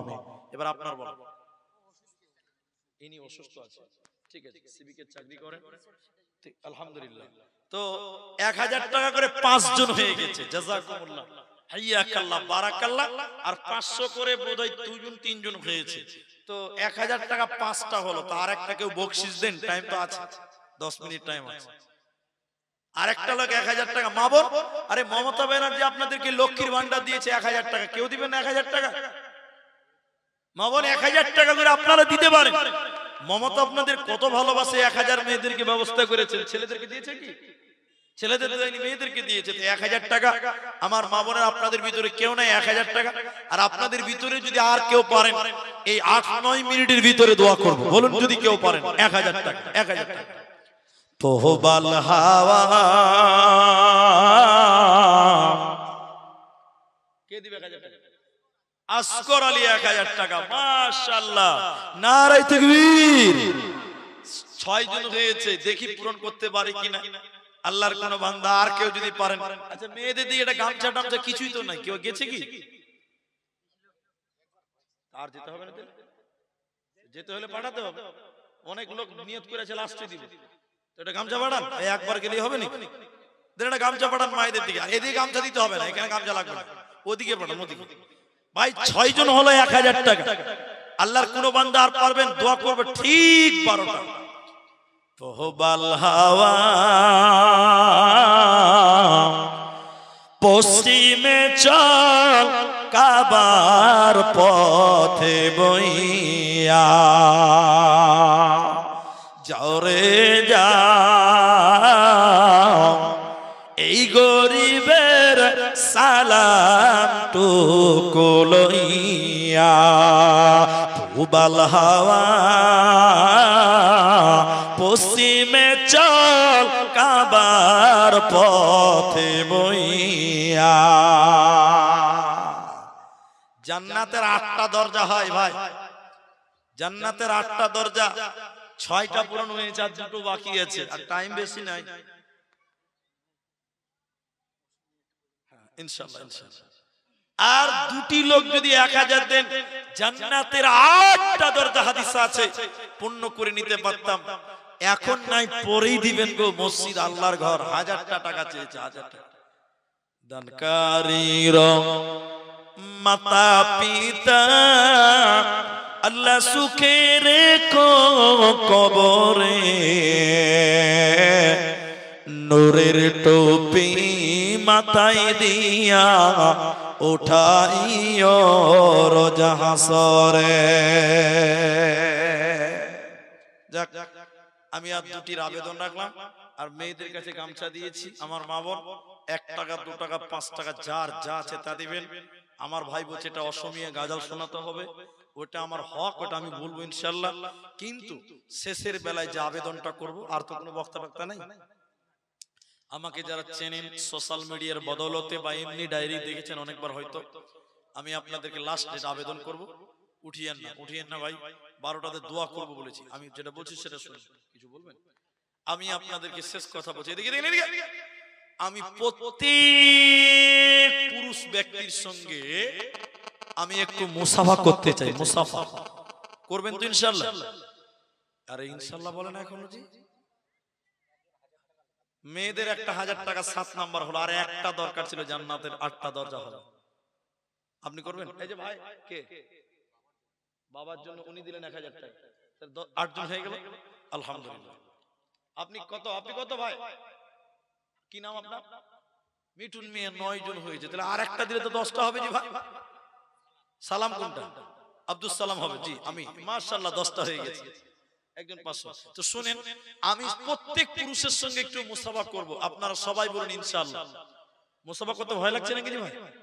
আমি সিস্টেমটা বলি, একবার নারাই আমাকে দেন, ওরা চাই না, ওরাকে দিচ্ছেন, আর আমি চেয়েও পাই না, কপাল পোড়া তো আমি আছি, বুঝতে পারছি জি।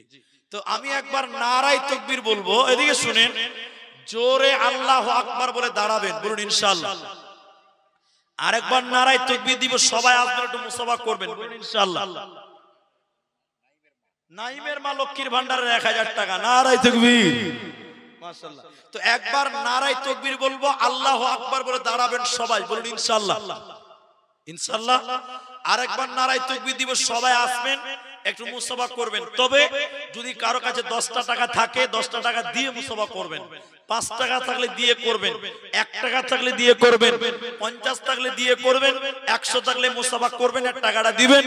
না থাকলে না দেন, কিন্তু তবুও সবাই মুসাফা করবেন। একবার বলুন ইনশাআল্লাহ। খুরশেদের স্ত্রী দিয়েছে 1000 টাকা লক্ষ্মীর ভান্ডার, মাশাআল্লাহ মাশাআল্লাহ, 12 জন হয়ে গেছে, আলহামদুলিল্লাহ। মিজানুর রহমান 500, একজন ইন্তাজুল 500, আরেকজন দিয়েছেন 200 টাকা। মাশাআল্লাহ, জাযাকাল্লাহ। তো আপনারা একটু সবাই দাঁড়ান ভাই, কেউ পালাবেন না। আপনি টাকা না দিলেও মুসাফা করবেন, আর যা থাকবে তা দিয়ে মুসাফা করবেন, কিন্তু পালাবেন না। একটু উঠেন, সবাই উঠেন ভাই। ওইদিকে কেন গেছেন যে এদিকে আসেন, এদিকে নারায়ে তাকবীর। সবাই উঠেন, সবাই উঠেন। একটা টাকা থাকলে দিয়ে মুসাফা করেন, না থাকলে না দেন, কিন্তু মুসাফাটা করেন। চলে আসেন, আমি আছি তো, আসেন, চলে আসেন, নারায়ে তাকবীর। চলে আসেন, সবাই আসেন ভাই। আপনি টাকা না দিবেন তাও আসেন, আপনি মুসাফা করে যান। জাযাকাল্লাহ, হাইয়াকাল্লাহ, বারাকাল্লাহ, আল্লাহুম্মা আমিন, আল্লাহুম্মা সাল্লি আলাইহি, আল্লাহুম্মা বারিক আলাইহি, জাযাকুমুল্লাহ, হাইয়াকাল্লাহ, বারাকাল্লাহ, আমিন, আমিন, আমিন। মাগো তোমার মতো নাই না কেহ, আমায় বুকে টানি আঁচল দিয়া মুছে না কেউ আমার চোখের পানি। হায়রে মা জননী, হায়রে মা জননী, চলে গেলে কোন জায়গায় আমায় নিলানা,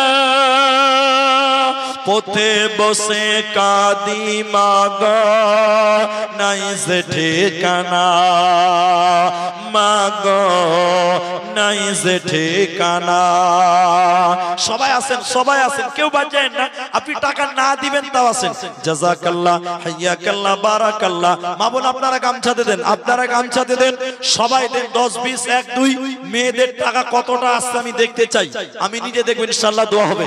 জাযাকাল্লাহ, হায়রে মা জননী, হায়রে মা জননী। বসিবে বসিবে বসিবে বান্দা হক, ওই তরে বারে বারে কই, সেদিনা নিদারণ, হেদিনা নিদারণ, হেদিনা বুঝিবি তয় এ বান্দা হক, হেদিনা বুঝিবি তয়। আজরাইল আহিব তোকে লগ ধরিব, হেদিনা বুঝিবি তয়। যাব হে লাগিব অকলে অকলে, সাইতা কি বরই রয়, হেদিনা বুঝিবি তয় এ বান্দা হক, হেদিনা বুঝিবি তয়। একবার দিয়েছে দেখেন, আবার দিয়েছে, অনেকেই দিয়েছে দেখেন, অনেক দিয়েছে। জাযাকুমুল্লাহ, হাইয়াকাল্লাহ, বারাকাল্লাহ। আমি মুসাফির মানুষ, আমি দোয়া বলবো, আপনারা মুসলিম